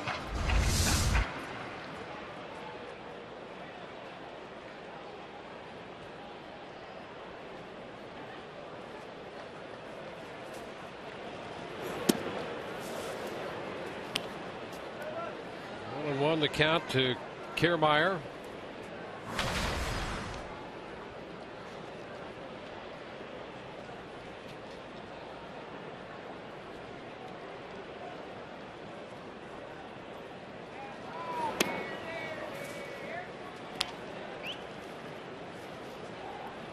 Coming out of the leadoff spot Tuesday, a big walk in the 8th. He scored one of the 2 runs. In fact, he scored the go-ahead run in that 4-2 victory. He was 0 for 4 last night. A walk tonight in 2 at-bats. Fouls it back. So he's looking for his first hit tonight with a 2-2 count facing the lefty. Rays will be heading to Minneapolis to take on the Minnesota Twins, and the Twins have been hot, although they were cooled off today by Detroit. In Detroit, 13-1. Tigers had 20 hits and hit 4 home runs in that game and beat the Twins 13-1. Kiermaier's out on strikes. Not something you see very often is the left-on-left changeup, and that's what Kiermaier fell victim to. Reminder, what's coming up tomorrow on Rays Live, the pregame show presented by your Gulf Coast Honda dealers. Todd Callis heads to the studio to anchor the coverage, and Orestes will break down the career of Torrey Hunter back in Minnesota. What is going on in Todd Callis's mind right now? Whatever it is, it's always good. Line drive left up the line, and what a stop in the corner by Gardner. Souza digs for 2, and he's in there with a double. Souza Jr.'s second double tonight. Hot shot inside the left field line. Well, without the ability to accelerate, there's no way Souza Jr. is going to get to second because of the play by Gardner. You can see down and through the baseball. That ball roped out there pretty good, but watch this. Brett Gardner, the little slide, able to get to it, get up and throw it in, but Souza Jr. hustling out of the box is able to beat that throw. Yeah, that's a great effort by Gardner and left. And you love it too because the Yankees are down 5 runs and Brett Gardner's still playing hard.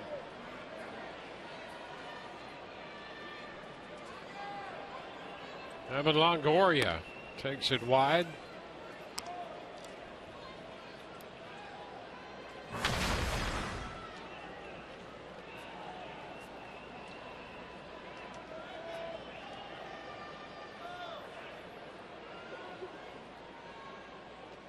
Evan with 4 home runs, 13 runs batted in, has a chance to pick up an RBI here. Corella breaks to the bag as Shreve steps off the rubber.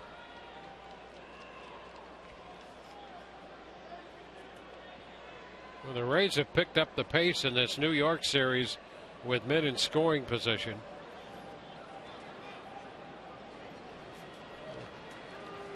Souza started to expand that lead, noticed by Shreve.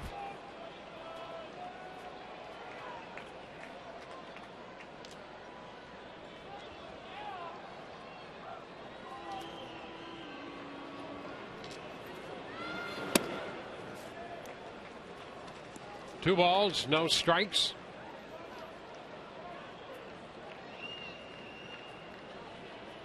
Rays with 8 hits tonight. Souza has 2 of those, 2 doubles. And Rene Rivera has hit a home run.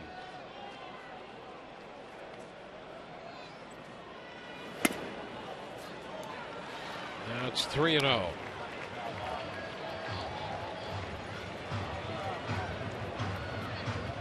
Rays got 3 off Whitley, 2 off Rogers. Carpenter pitched 1 inning, picked up a strikeout.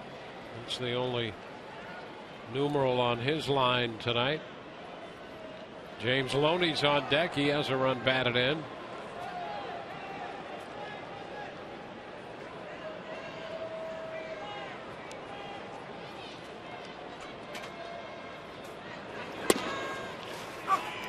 Three and 1.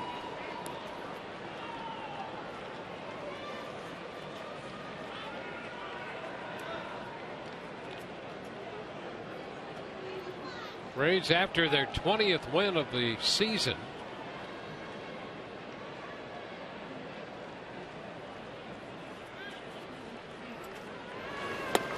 Big cut. Longoria now has a full count. Well, there's that changeup being used behind in the count. A 3-1 changeup there by Shreve. See, he splits those fingers, and Evan Longoria out in front.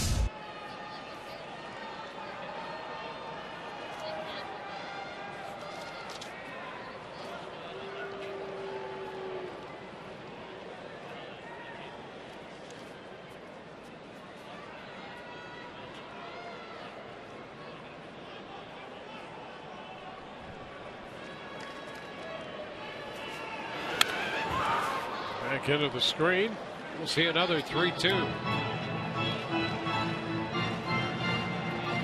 We should have a night up here where we go through all the different variations of a changeup and how to throw it. I mean, it's That'd amazing. be great. I mean, between the split, the circle change, the 3-finger prong, the Vulcan.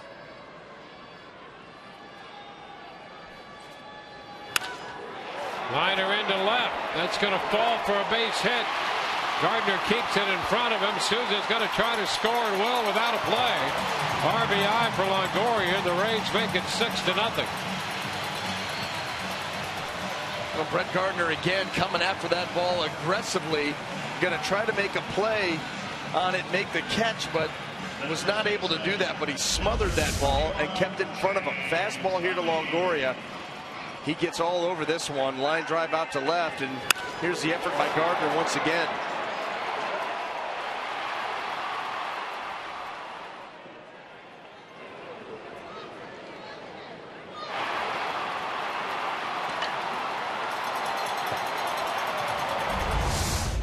James Loney steps in against the lefty. This one toward the line and left, and that falls in front of Gardner. Boy, Gardner's getting a workout out there.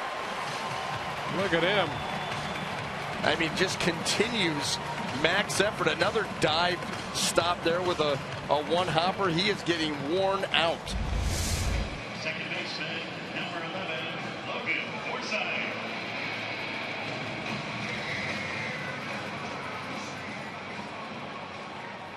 Yeah, he's getting to know the turf out there.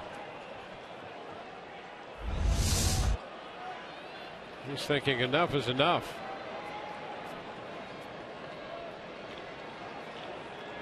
First and second. Here's Logan Forsythe.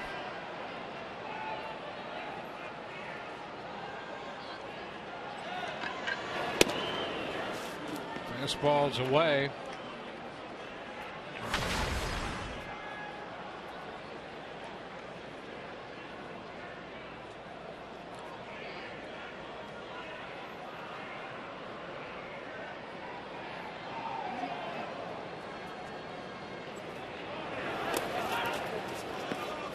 Two balls, no strikes.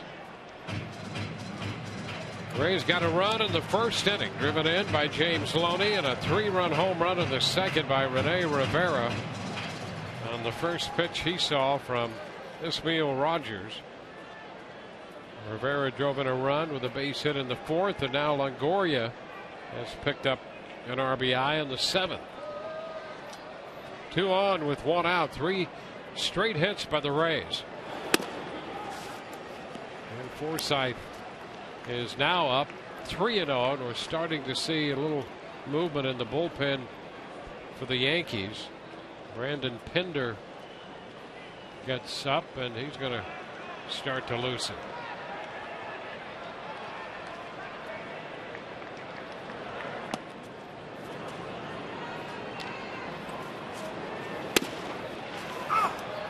Three and one.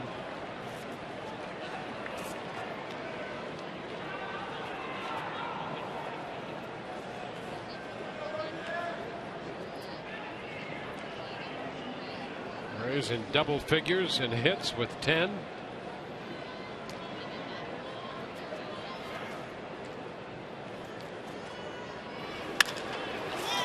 Lifted into center by Forsythe for Ellsbury.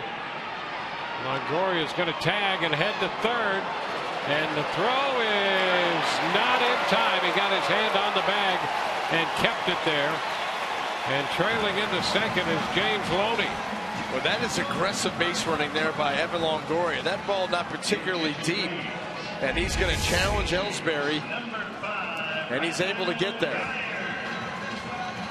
Something we see the Rays and other teams do a lot, challenge the arm of Jacoby Ellsbury without hesitation. Yeah, in a good case here, you lead by 6, but you don't stop playing out of respect for this offense. So now the Rays have 2 men in scoring position, and Brandon Guyer will pinch hit for David DeJesus against the lefty.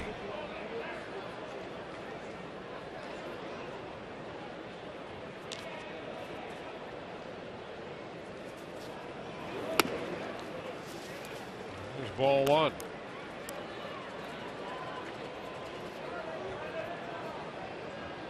DeJesus had a base hit and a run scored, and now Guyer matched up against a left-handed pitcher.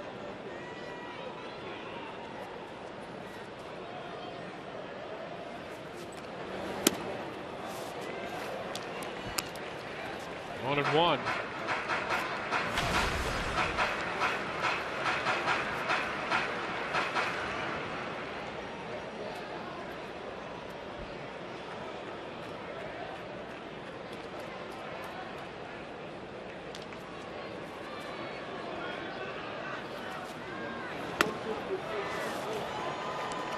Him down a ball, 2 strikes.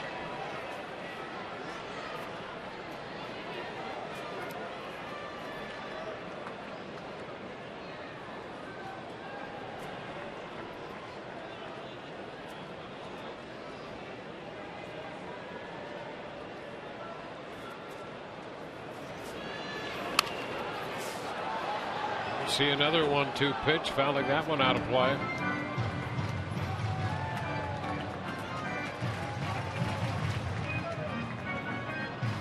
Rays batting in the bottom of the 7th.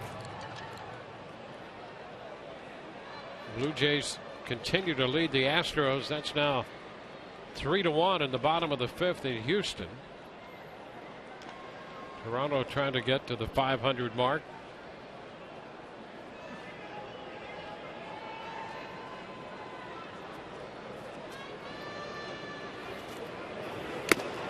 Cut and a miss. Guyer strikes out, missing a fastball. Rays leave a couple. They lead 6-0.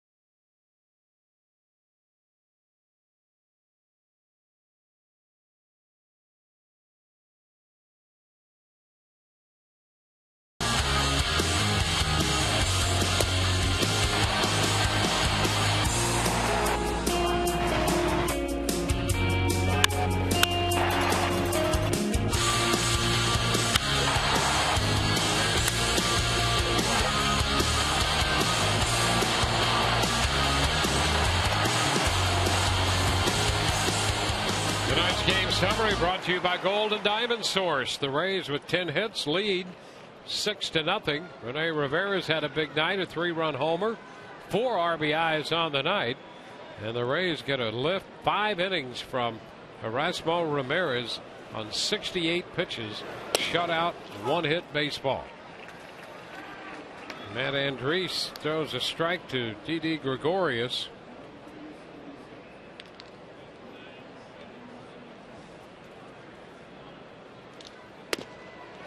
Oh, 2.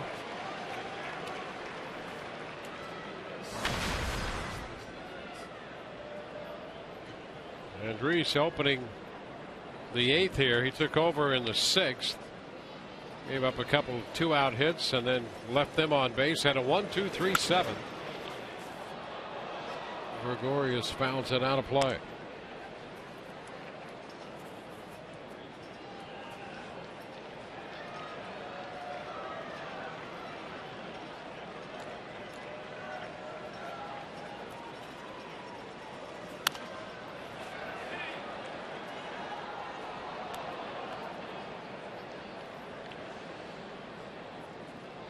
The Rays begin a 2-city trip tomorrow night against the Twins.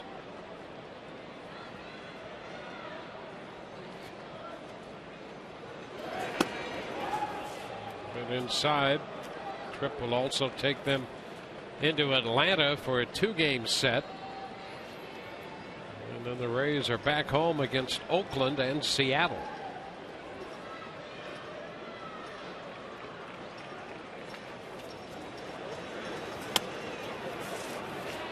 2-2. The Yankees will continue their road trip. They go to Kansas City, and it will be the first time they will have played out of the Eastern time zone. Soft liner to second, caught by Forsythe.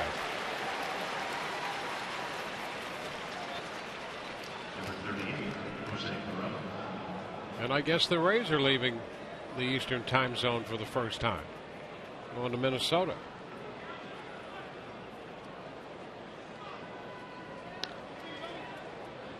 The Yankees had a series in Detroit playing out of the East. Both these schedules have been AL East heavy. Tapped to third. Longoria makes the play, and Perella is the second out. So 2 gone here in the 8th. Coming up on Rays Live, the postgame presented by Checkers. Todd, Doug, and Orestes anchored the coverage. We'll have the Kevin Cash press conference, and Rich Hollenberg will have interviews from the clubhouse. And a big night by the Rays catcher, Rene Rivera.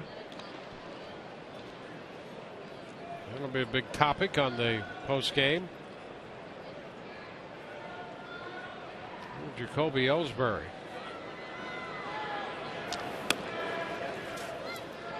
That's outside. 1 ball, no strikes. So one thing about Rivera, he's had a great night offensively, and that'll be the highlight. But there were moments when he was very good behind the plate with Ramirez, who was great for 5 innings, and a big part of that had to do with the guy right there, Rene Rivera. Trying to encourage him to right some mechanical issues, maybe if an arm dropped on a changeup or got around a pitch. And Rene Rivera was very active back there. You could see it. You had the camera tuned in on him, and you could see him working with Ramirez. And I'll tell you what, they worked very well together tonight. The first 1 hit, that was the first hitter of the game that Ramirez gave up. Strike 2 evens the count.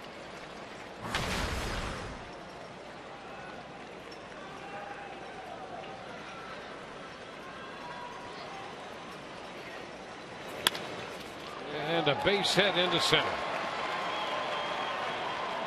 So another single. It's 4 hits tonight, allowed by Rays pitching, all singles, and the Yankees through 7 innings tonight had not had an extra base hit in 25 2/3. So they're just over 26 innings now in this series with a run of singles. And this has been an extra base producing lineup. It big certainly time. has, and we saw that the first game. Yeah. Oh, yeah. Got them all out of the way. Let them empty the tank in game 1. Long 4-game series. Brett Gardner.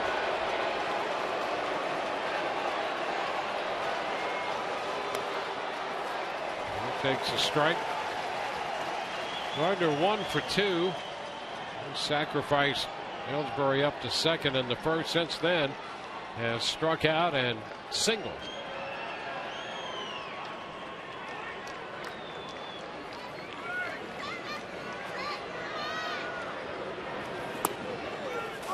And another strike in there, 0-2.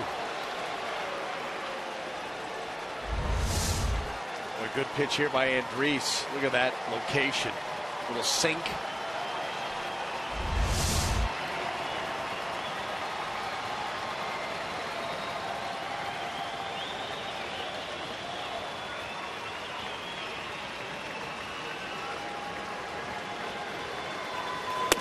Upstairs.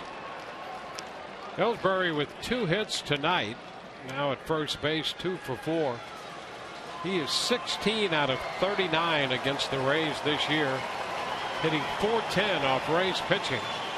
And all of his hits, all 16, have been singles.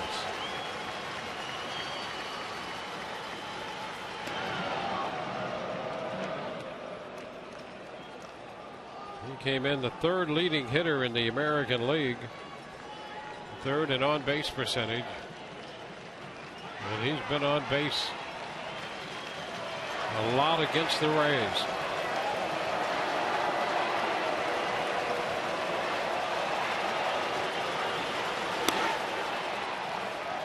Two and two.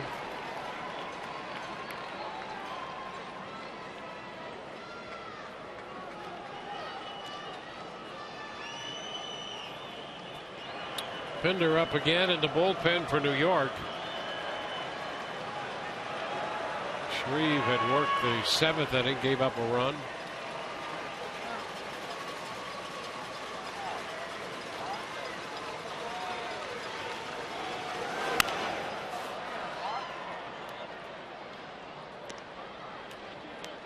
Well, much like Brett Gardner playing left field. He's going to play hard till the end, battling Andres here after falling down 0-2. Well, that's one of the things you really have to like about this New York club. These first 2 guys in the order, Ellsbury and Gardner. They're a menace. Keep them off base. Easier said than done. Now the count is full, and Rivera couldn't find the ball for a moment, and Ellsbury takes advantage of that. He moves up. No, he was able to block this pitch, and it stays right below him, and he's looking around for the ricochet. Right here, it stays right there. He's like, now where did that thing go? It'll be a wild pitch. Will count for the runner Ellsbury moving into second. And the count is full on Gardner.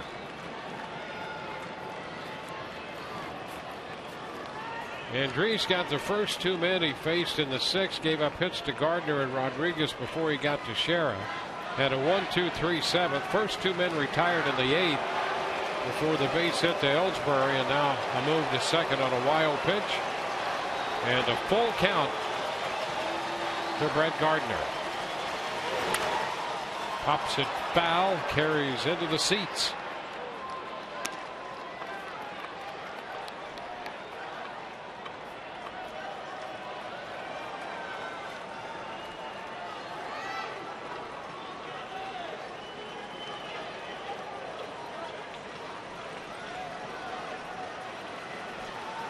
Top of the 8th. Andres with another full count pitch to make to Gardner. Skies it to center. That's Kiermaier waiting. Yankees out in the 8th. Bottom of the inning coming. 6-0 Rays.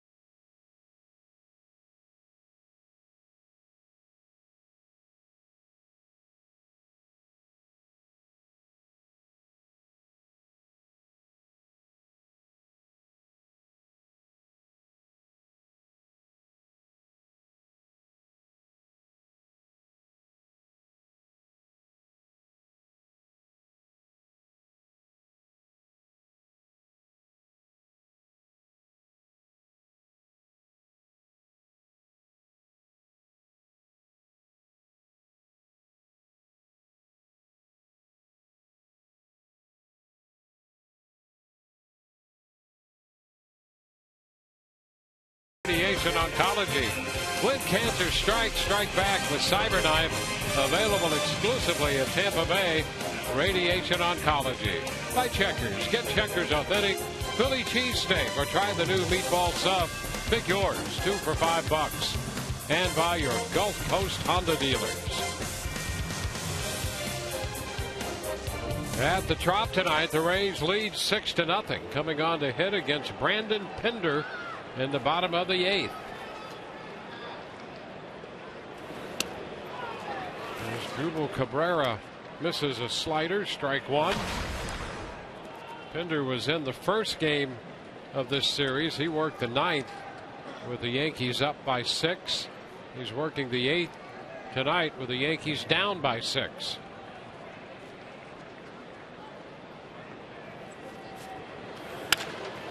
Fly ball center field. Pillsbury's got it.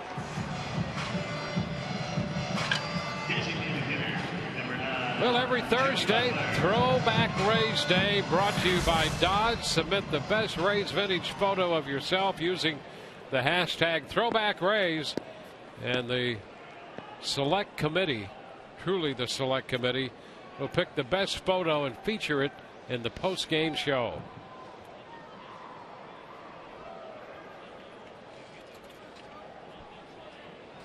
Who's Joey Butler? I think the third member of that panel is going to stay anonymous so that there's no corruption, no potential corruption. No pressure for the tiebreaker. That's a good system. Not bad. Big cut by Butler. He's hit 2 home runs and went after that fastball with a big cut. Tired of going the other way. We've seen him do that a couple of times here in this series. He wants to launch.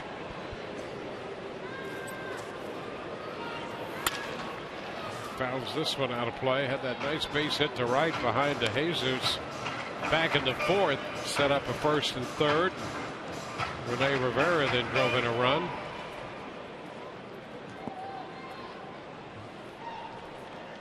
Butler down 1 and 2 right now.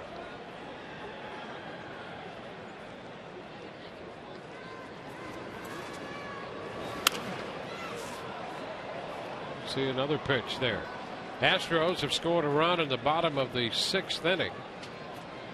So they've cut the deficit down to 1. Blue Jays 3 and Houston 2. Red Sox later in Seattle.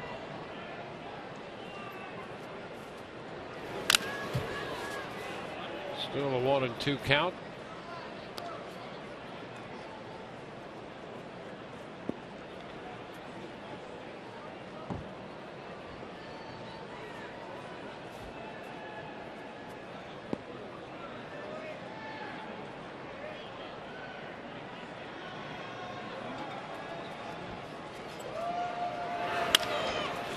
Lifted into right, down the line. Young into foul territory. That'll be the 2nd out. Tonight's timeless moment is brought to you by Coors Banquet, and Rene Rivera has had a very good night at the plate. First pitch he saw of the night, a 3-run home run in the 2nd inning. And it really blew this game open. At that point, it was a 1-0 Rays lead. That, of course, makes it 4-0. Another base hit, RBI single up the middle. And really, even his last at-bat, he hit the ball hard. They just had him defensed well. Nice play up the middle by Perella to be able to retire him. And I'll tell you something else, something that we didn't see in those highlights, the work, and you talked about it earlier, Dwayne, the work that he did behind the plate with Erasmo Ramirez back and forth. Outstanding. We see him do it on a nightly basis. Strike the count on Rivera. Down 0-2. Facing Brandon Pinder, 26-year-old right-hander out of Cal State University.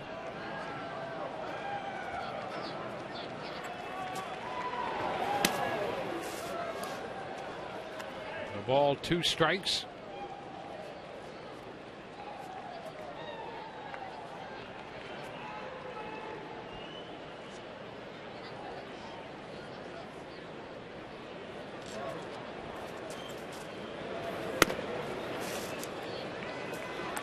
2 balls, 2 strikes.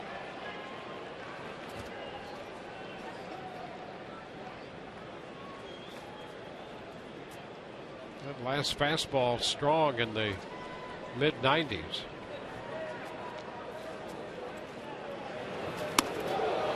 He ducks this one. Slider that stayed up and in. 3-2.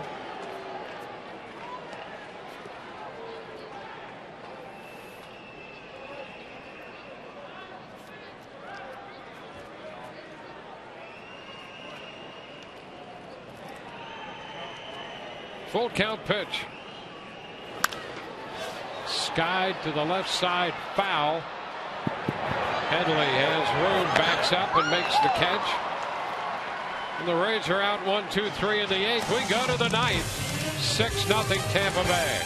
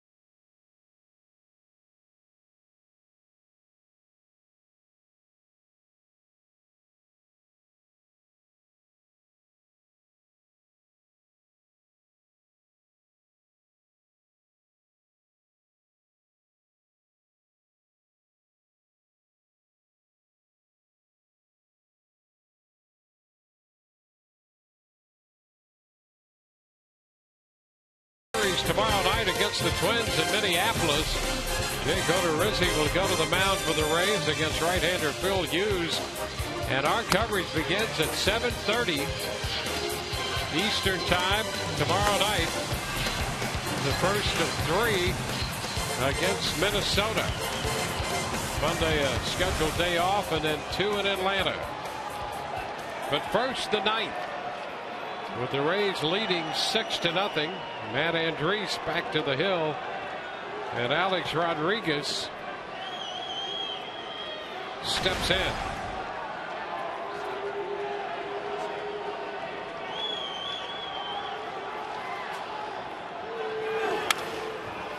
And he bounds it back. Rodriguez facing Andriese in the 6th inning. Singled.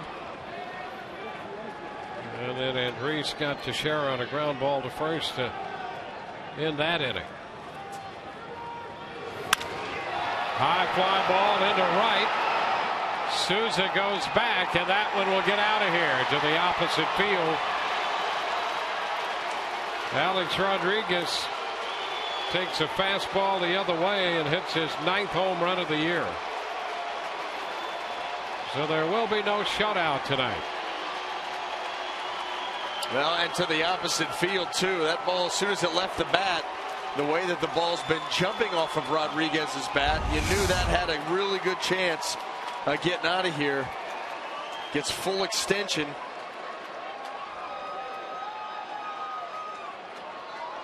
Well, you see the backspin of that ball coming off the bat. That's where it's going to get its carry.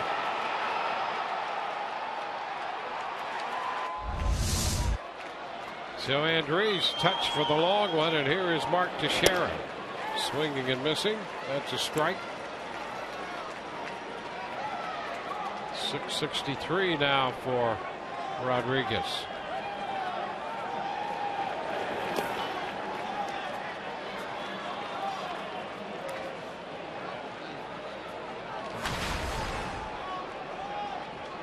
the third home run given up by Andriese this year.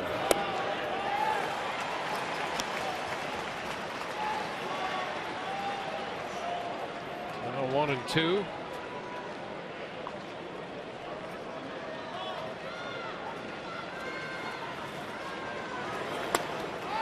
And he strikes out Teixeira. Got him with a fastball. Well, Andriese pitched 3 2/3 against Texas, made 65 pitches.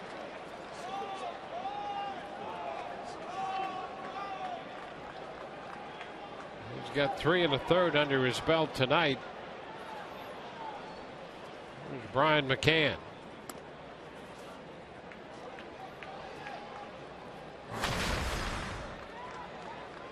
Want to know the count on the New York catcher.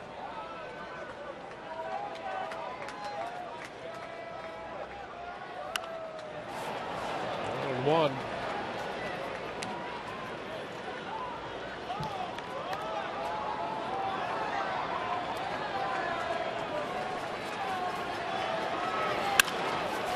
Fly ball the other way, and Geyer's there to make the catch. 2 away. The Rays closing in 1 out away from taking 3 out of 4 here. This was a big series coming in. Yankees came in 3 games up in the division, and after that opening night shellacking, that was 4 games up. They jump out early the last 2 nights. The Rays come back and win, and then the Rays in control from the get-go tonight. Well, the Rays trying to get back to 4-6 in the season series.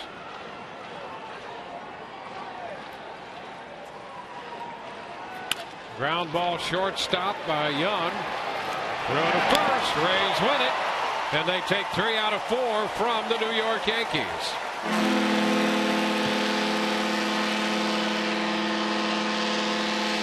Rays win tonight 6-1, and they move to within 1 game of first place in the American League East. They pick up their 20th win of the season, and they're 4 games over 500. See Toronto, the game under 3.5 back. New York 21-15, the Rays 20-16, and Toronto, Boston, and Baltimore in the American League East. So a satisfying series here against New York, taking 3 out of 4. And I don't think tonight could have gone any better to the script. Jump out early. Erasmo Ramirez gives you 5 really good innings. You don't have to burn up the back end of your bullpen because Matt Andriese is going to come in and pitch the final 4, and you're in control throughout. The big home run by Rene Rivera gave you that 4-run lead after 2, and it was just let the pitching take it to the house. Yeah, and what a job by Ramirez tonight. 68 pitches in 5 innings. Andriese made 62 in 4 to close it out. And a big night at the plate and behind the plate for Rene Rivera. Todd Callis standing by on the field with the Rays catcher now. Dwayne, thanks. Renee, we were just talking about facing Esmiel Rogers, a guy who had all the time to warm up that you wanted. Did you know anything or much about him beforehand? Well, I caught it a couple years ago in Dominican Republic, and faced him in New York too. So, I just want something to hit, man. I've been working so hard to have a good at bats, and today was I showed it there. You've been there where you have to warm up a pitcher who gets all the time he wants. It's kind of an uncomfortable thing because everybody's waiting on the pitcher. Were you watching closely as he was warming up just to see what his stuff was?